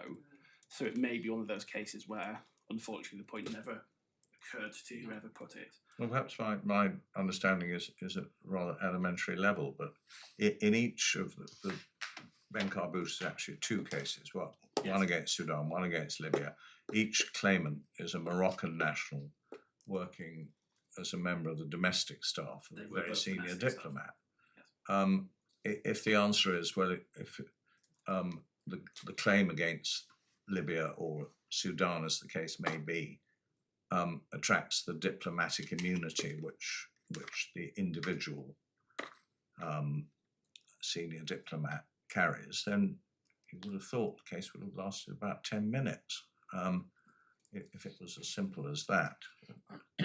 You say, apart from the Nigerian Court of Appeal case, which you don't think much of, that there's no authority to suggest that a state can just say, well, that these were things actually done by a diplomat, and we ride on the back of his diplomatic immunity. I've certainly not been able to find anything that says that. I'll return to this if I may in due course, but I make the submission in my skeleton, and I will be doing it. You cover this in part from section 42, paragraph 42 of your skeleton, don't you? My lord, yes, it's the novelty point, effectively. Yeah, understood. Mr. Davis was content to allow in his skeleton.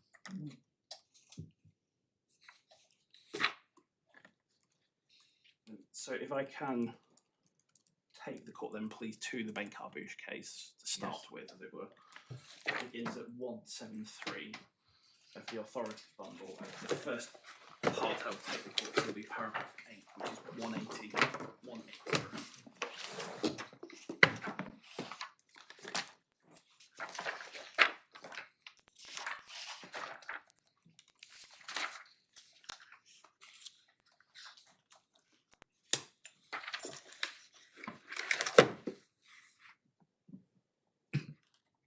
Yes.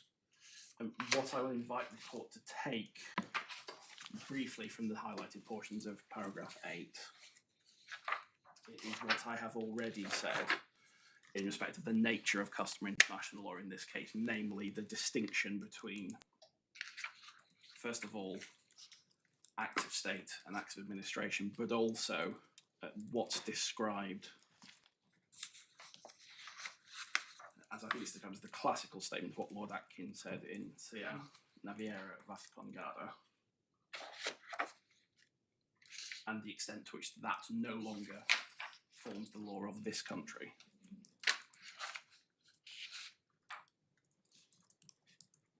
And of particular importance, the final sentence next to D, beginning moreover and importantly.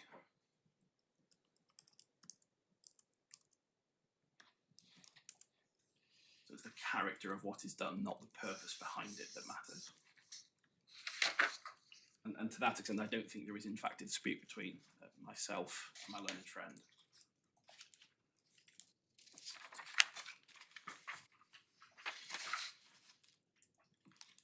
There is, and this comes back to my submission about how diplomatic immunity doesn't apply. If I can take the court on then, please, to paragraph 17(1)(7). which is on page 185.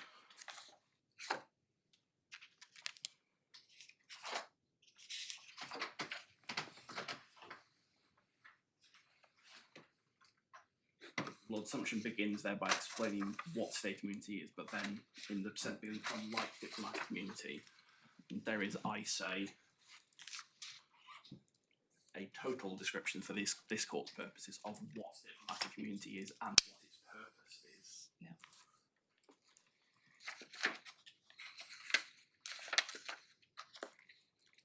Right, paragraph 17. Yes, my lord. So it's essentially state immunity is to ensure that there is equality between states. Diplomatic immunity is effectively to prevent diplomats in a foreign country being harassed. That's my paraphrase, but I say the court can take that from what Lord Sumption says.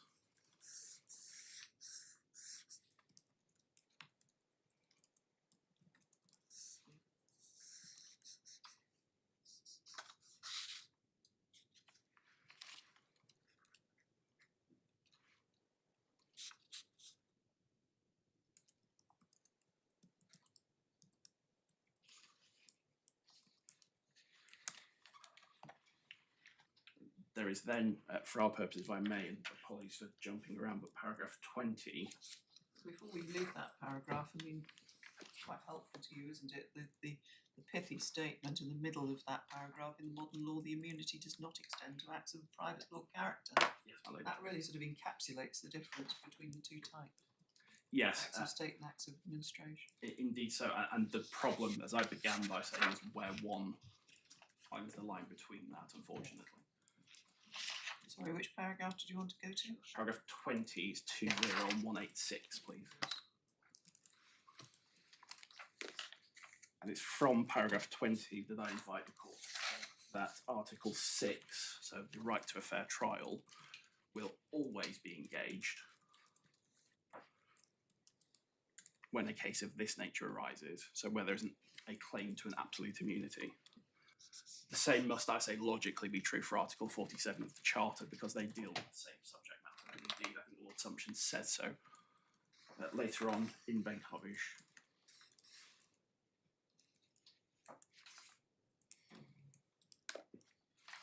And then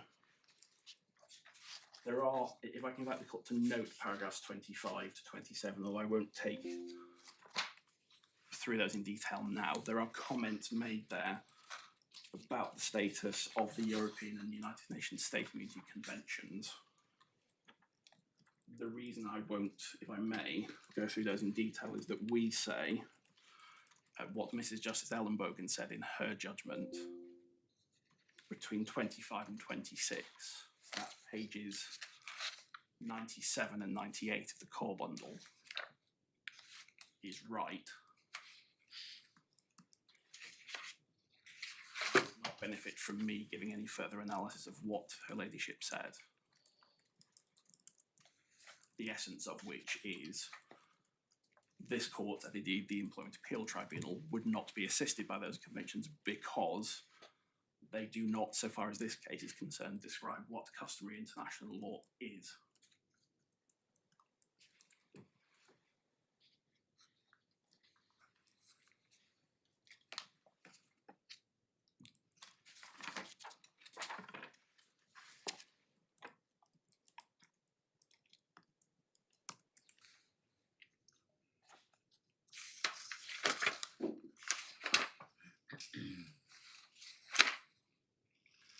So in doing my best to propose an answer to the what is the rule question, there is some guidance, I say, from Lord Sumption's judgment. First of all, at paragraph 34, which is at page 194,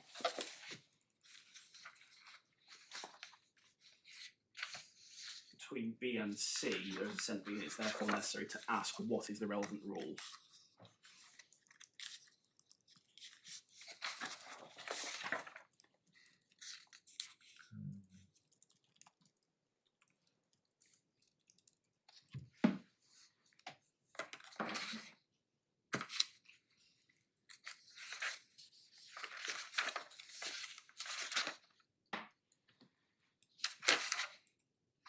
And then the final sentence next to E His Lordship begins, I conclude that unless international law requires the United Kingdom to treat Libya and Sudan in that case as immune as regards the claims of Miss Jana and Miss Benkarbouche, the denial to them of access to the courts to adjudicate on their claim violates Article 6.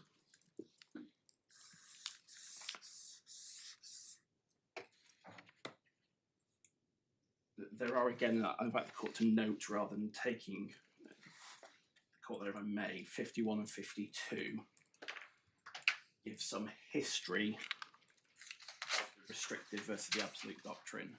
It's an assistance, but I don't need to make submission on it because I say it is only absolute doctrine which applies.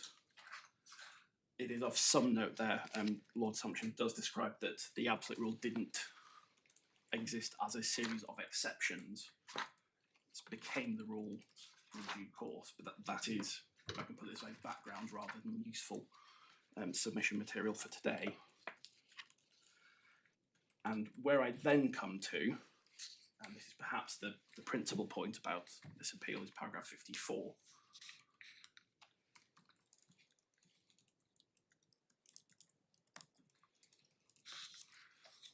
That's 205 in the authorities bundle.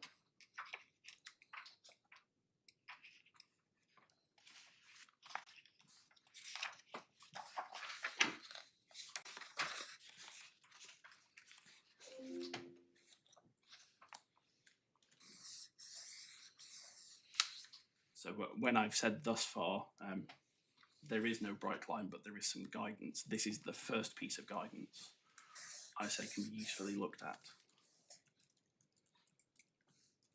So in the great majority of cases arising from contract, which must logically include this case as well, the categorisation as between acts of state and acts of administration will depend upon the nature of the relationship between the parties to which the contract gives rise. So in the conventional sense, is this person a diplomat?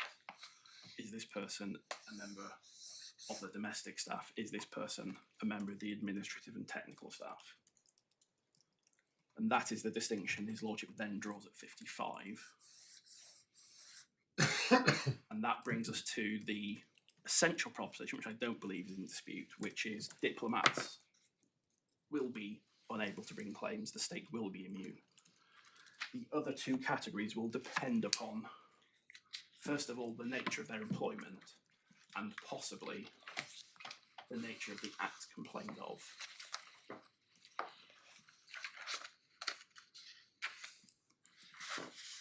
It's a point I'm sure this court has, but it's not developed often in the case law, that essentially all employment claims brought in the tribunals, with one or two exceptions, are statutory torts. They are not claims in contract, as it were.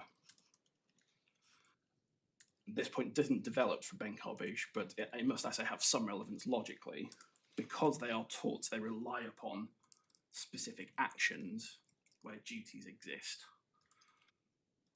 That must logically be part of the reason why it is said the nature of those acts can sometimes be relevant, because that is the nature of what, in a case before the Employment Tribunal, including this one, the tribunal must examine. That is, I have to accept to some extent a point against me, but what I say is this: what you have in terms of guidance from the Supreme Court is there are certain types of work or certain types of behaviour which are on the wrong side of the line from a claimant's perspective. They are the examples given in 55. So, for example, a cipher clerk. One could logically see someone who regularly has access, reads through, deals with confidential diplomatic cables, responds to them, and so on.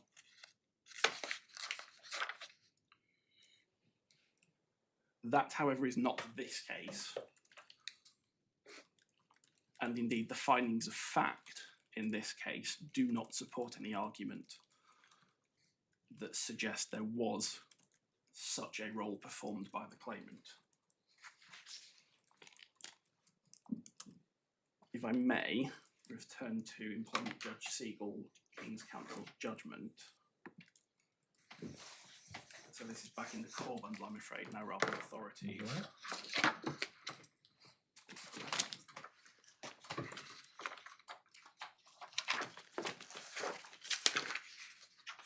page 124.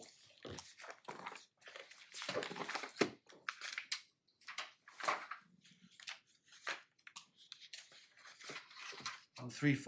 On 2-4. Sorry, I misheard you. Thank you. So 14 through to 19 were the findings of fact made by the employment judge. If I can invite the court to read those first, and I'll make my submissions on them.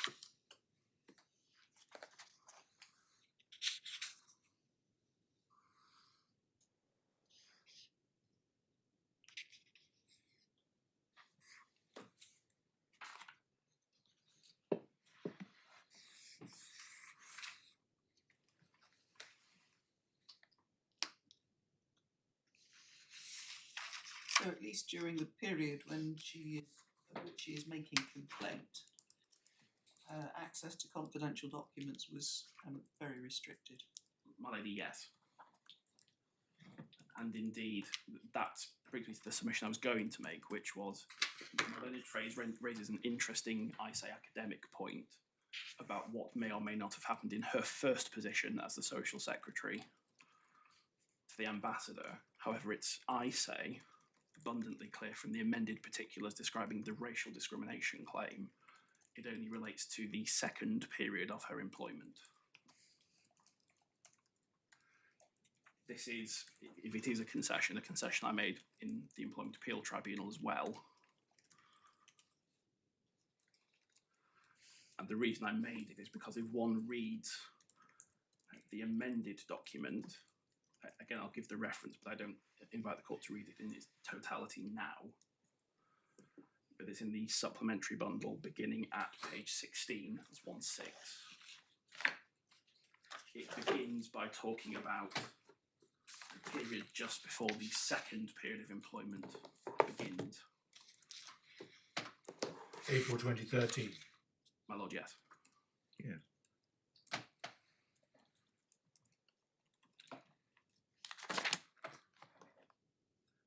The reason I draw the court's attention is I simply say that earlier period of time is of no, frankly, I say, interest to this court because it doesn't arise in this case.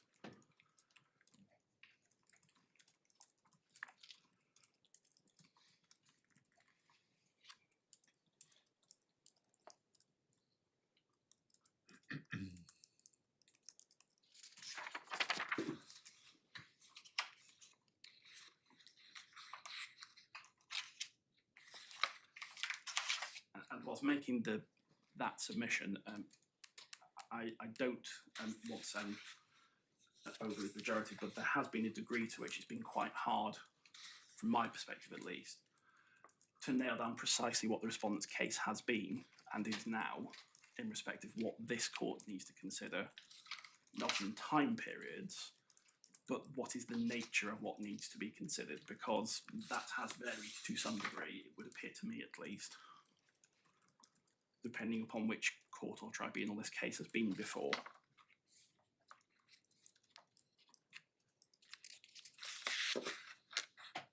The position, I think, as I understand it now, is it must be both. First of all, the start of employment, what is the purpose for which this person is employed? And secondly, what are the acts, the tortious acts which are done? And do either of those fall under the heading of an act of state? And I think if that is the position that's being advanced, I'm not sure I can sensibly suggest that that is an improper approach.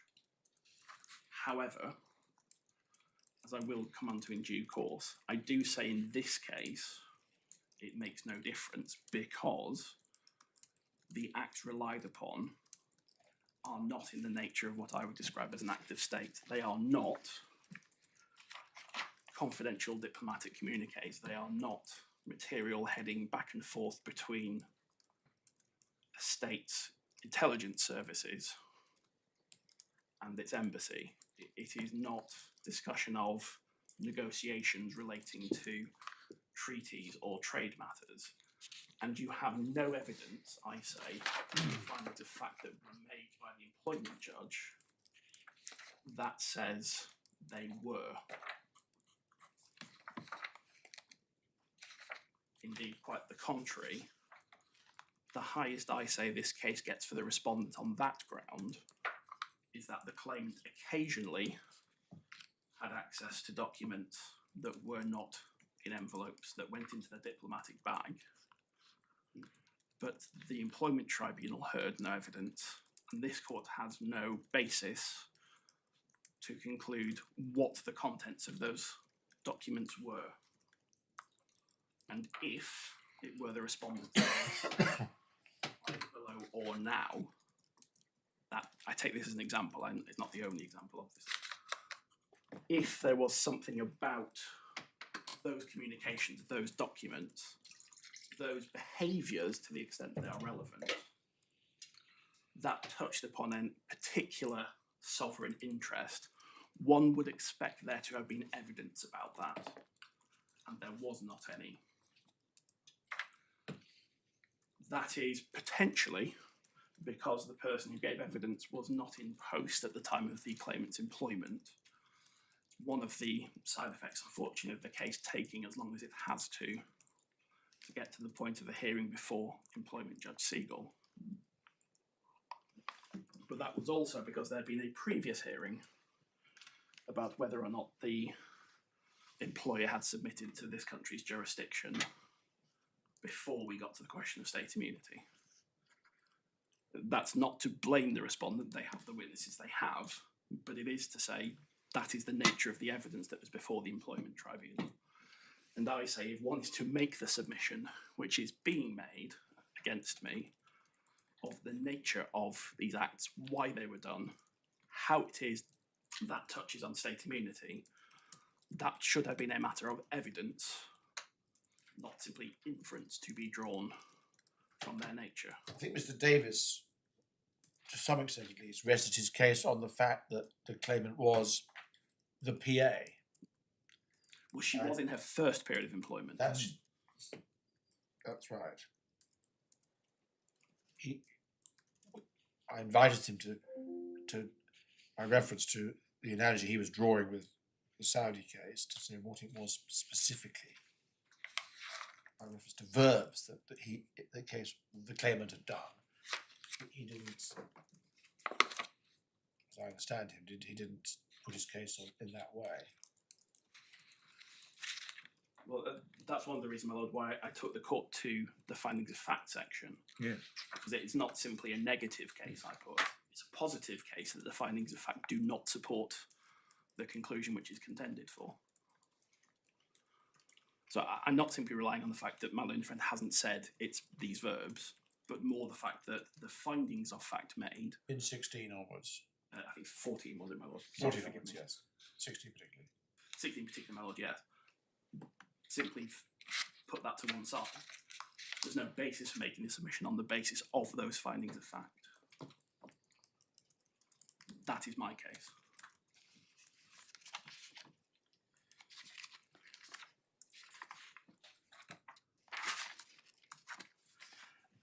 Again, I don't want to make long pleading points, but again, this point also doesn't arise in the grounds of resistance either.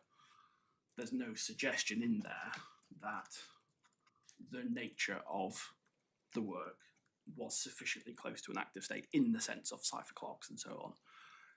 I'm not suggesting that's a reason not to find against me in this court, simply saying that this is a point which has never really been explored, that that's not the claimant's fault. I said that is the respondent who chose to call the evidence it did. Well, on ordinary principles, this is a case where a very important jurisdictional issue has been raised. Eventually, I think the fourth hearing before the ET, a hearing takes place with oral evidence, and the employment judge makes findings of fact. And and then reaches a decision based on those findings of fact. And I'm not sure that any of us is entitled to go beyond the findings of fact unless something can be shown from documents to be manifestly absurd. Then on general principles, those are the facts as found. Well, I make that submission, my lord, to some extent because you were taken to paragraph 88 of the Al-Hayali case. And the submission I was going to make a little while, but I'll make now, All right. is that we say Mr. Justice Bourne is wrong in what he says in paragraph 88.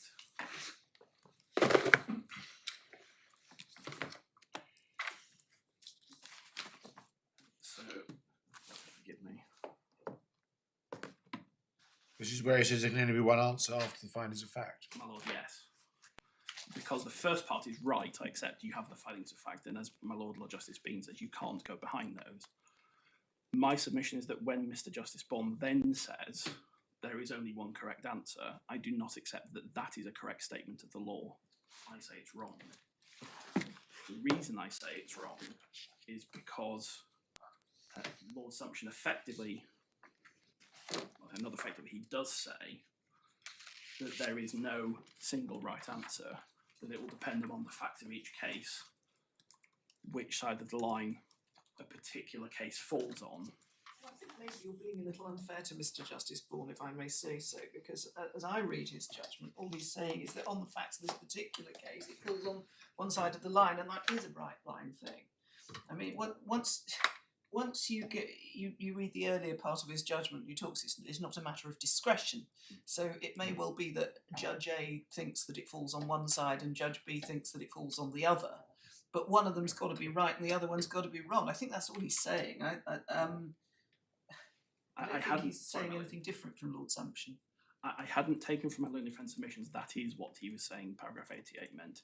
If I've misunderstood that, then I apologise. That's what I understood the submission to being made is. Ah. Well, never mind.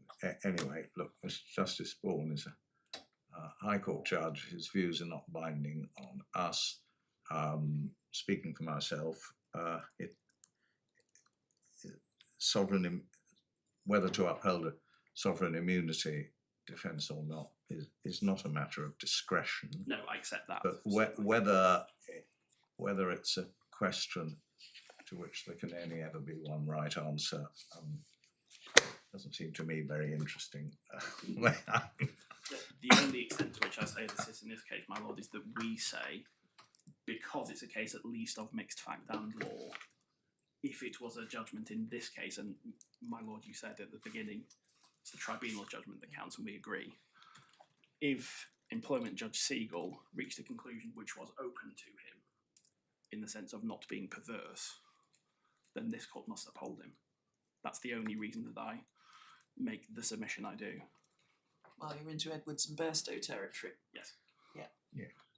And I'm not sure expressing that any further would be of any help, but that's the only reason Not I make really. the submission.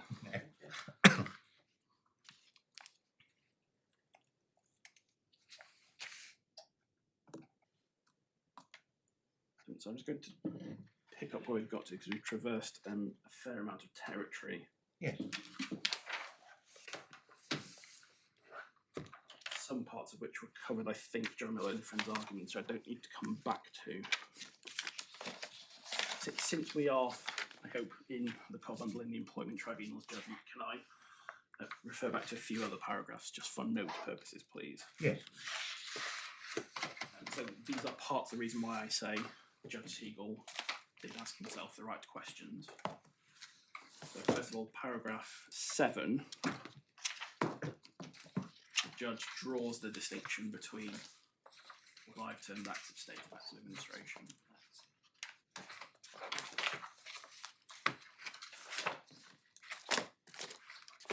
He also deals with whether there is such an act. It will depend on the nature of the relationship. This will depend on the functions and the custom international law basis, which we've been exploring today. That is reiterated in paragraph 8, insofar as it deals with matters of a private law or administrative character. Interesting. He treats Ben Carbush as applying to all limbs of Section 4.2, not just the one that was specifically in issue. Yes, I have to accept that's right. And paragraph 9 sets out the respondent's case and what the respondent's case was as to why in this case it was not private law or act of state. This is why I say, I hope not unfairly, it appears that there's been a degree of shifting sands, because that summary of the respondent's case in the tribunal is not quite the same as it is now put.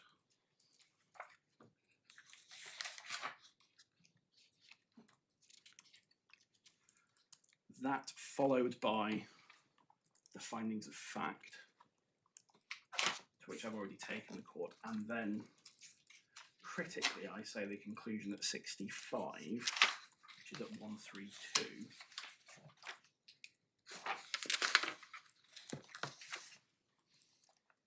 Shows quite how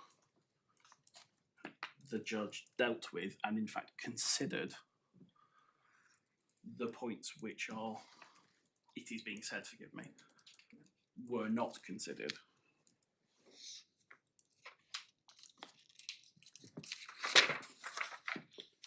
The finding, for example, that the employment was not akin to a cipher clerk, but of particular relevance is the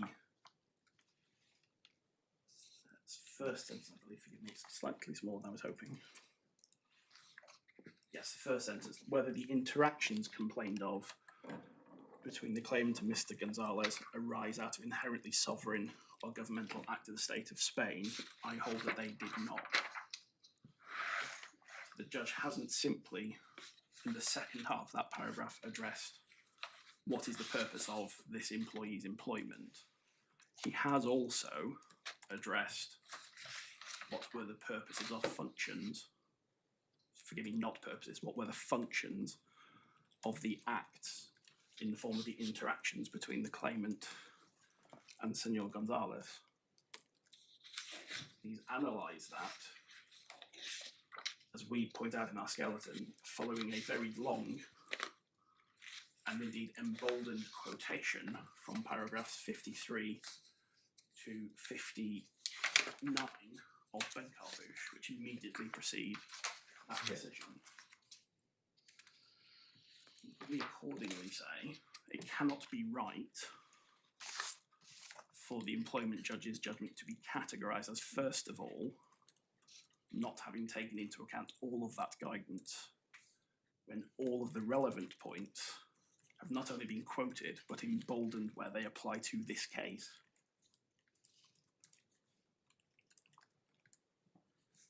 But secondly, also address what is now the respondent's second contention, forgive me, the appellant's second contention, that there wasn't a proper review of the acts themselves, because they were dealt with. They are mentioned in paragraph 65, and there is not, and has never been, a challenge to the adequacy of those reasons.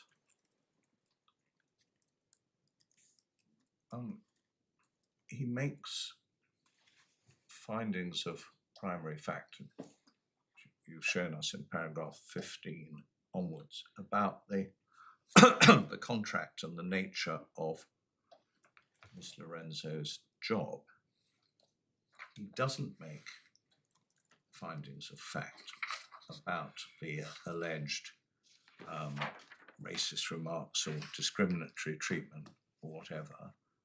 His line of thinking, I assume, was that's for the trial on the merits, if there ever is one. I can't, of course, speak for the judge. My reading, when I've looked at my learned friend's skeleton from the Employment Tribunal, we have copies of it, will be of assistance, is that the case was, I'm not sure, I think it was not put at all in this way, but that the primary focus of the employer's submissions was that diplomatic immunity applies, so you don't need to concern yourself with all of these other questions. There was then reference to these matters, but it was certainly not put in the way it now is. I'm not saying in the sense of my learned friend can't raise it, but it was not put as squarely as it now is.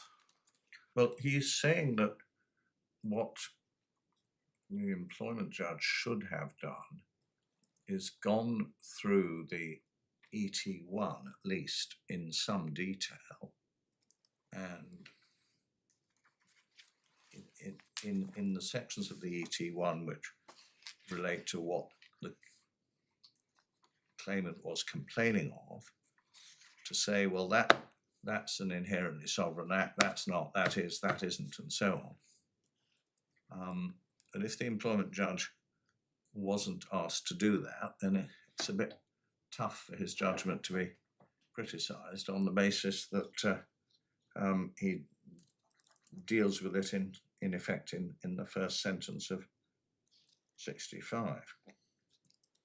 Well, the way in which this particular point, as I have it from my different skeleton, is paragraph 93B of it says, the acts of which the claimant complains, the actions of Senor Gonzalez, who was carrying out his functions as a diplomatic agent, were therefore all done in exercise of sovereign authority. And there's no line drawn between those which may or may not be and those which definitely weren't. It was an absolute submission that was made. There was no halfway house. The reason I made the point I do about the reasons is that if there were to be criticism of this particular point, then my submission is the right way to have done so was to have argued in the Employment Appeal Tribunal that paragraph 65 was inadequately reasoned, and it was not.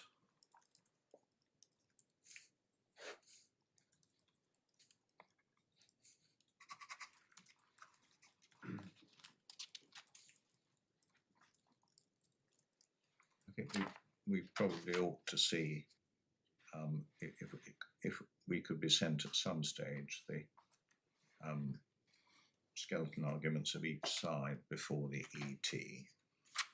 I've got 3 copies of the respondents. Oh right, okay, yes. Okay.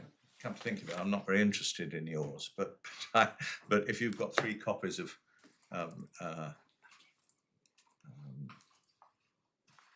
respondents. I mean, no criticism of my client, my lord. The claimant's skeleton argument, I'm not sure would be particularly helpful. Well, she was acting in person. Yes.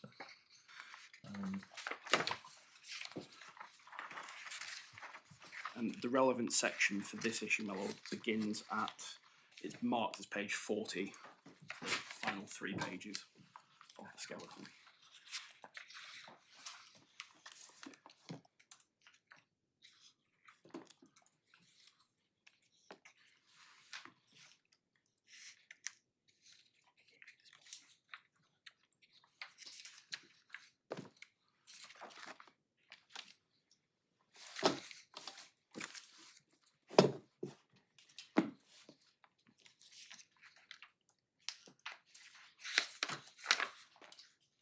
Not sure I'm looking at the right document.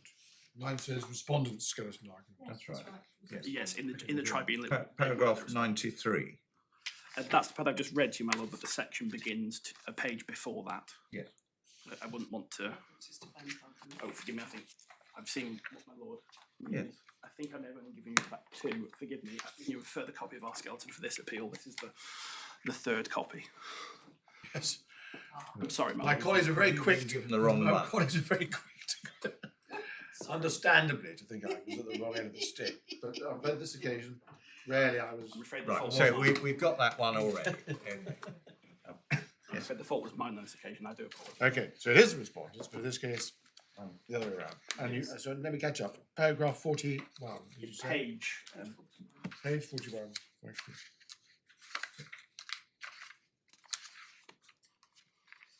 Sorry, which paragraph, Mr. So Jackson? the section begins on page 40 at paragraph 85. Thank I you. read to you paragraph 93B on page 42.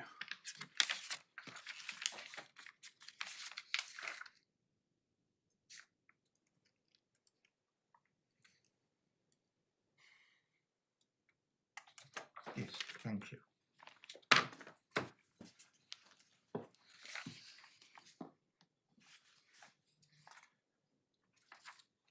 Acts were all done in the exercise of sovereign authority.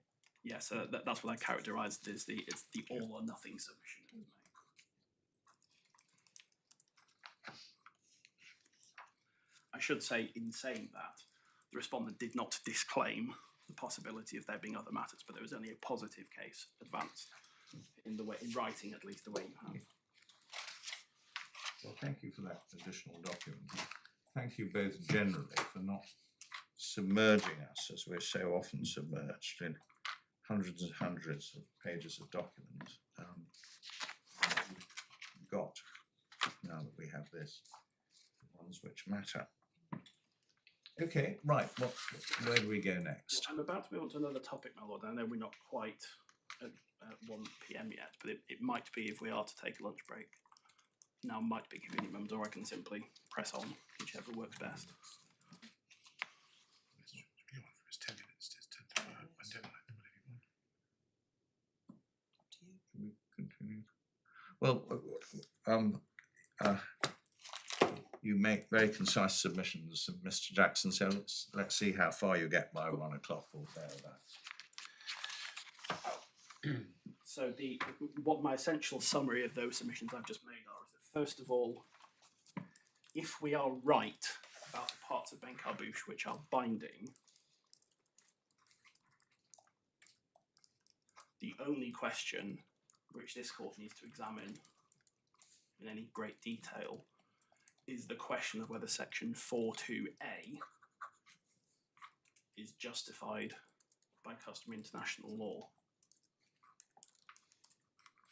But we've touched briefly on the Kramer et al. Case, which I will come to shortly. But I say that the position in terms of what the applicable law is now relatively clear. It's first of all... Just a minute. I'm sorry, Mel.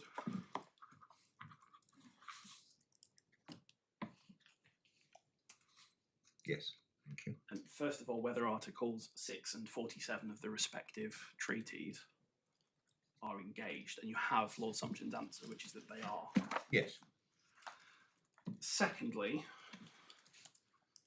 the rule based on nationality is only justified domestically if it is also also justified by a matter of customary international law.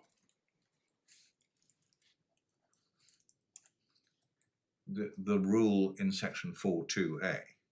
Yes.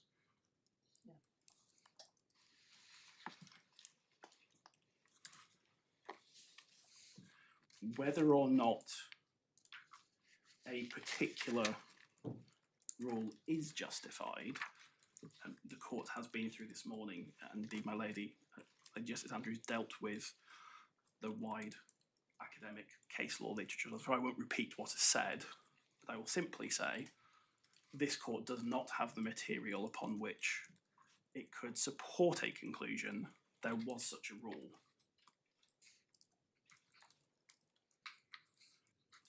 The case wasn't advanced this way orally, but certainly in my learned friend's skeleton argument, the suggestion was that it was upon us to show that there was no such rule rather than the other way around. And for shortness, I won't say much more than we say that is wrong, because when one considers the rule in section 4.2a and the rule from Ben Carbouche, 4.2a must be justified by customary international law. That is essentially, my lady, what my submission is. The other slightly more subsidiary reason for that, though, is, I say, it has been described by Spain, this whole milieu of rules and counter rules, as being an exception in some way. It's been described as the Ben Carbouche exception. That is, in my submission, not the right way to characterise these rules. These rules start with an obligation in customary international law and then trickle down into the domestic interpretation or implementation, or both, of that rule. So what is described in this case is not, I say, properly described as an exception. It is in fact the rule working as it should. It is the rule being applied that one cannot give absolute immunity to a state unless a sufficiently wide body of states, opinions, cases, etc. says that that is the rule. And that is a second, and I say slightly more subsidiary reason why I say that it is wrong to suggest that the burden is on us to demonstrate that this rule does not exist. Or these rules, more accurately. I don't believe the point's been taken against us that if I am right about all of that, that there is some other domestic justification for the rule. There is not, as I understand it, for example, a suggestion the claimant had or has a claim she could have brought in Spain, for example, rather than here. And to that extent, I say, when Lord Sumption says rules based on nationality are not justified by international law, that is a very strong indication that this court should find the same. Generally, not, or mostly. Or generally, and Yes. specifically in this case, because there is no substantial body of opinion which suggests a state being able to avoid any claims from its own nationals in an employment case in foreign embassies is such a rule of customary international law.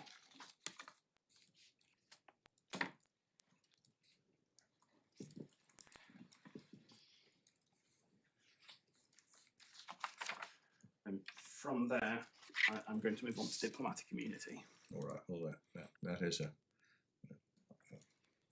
good point at which to break off just a moment. I should say I am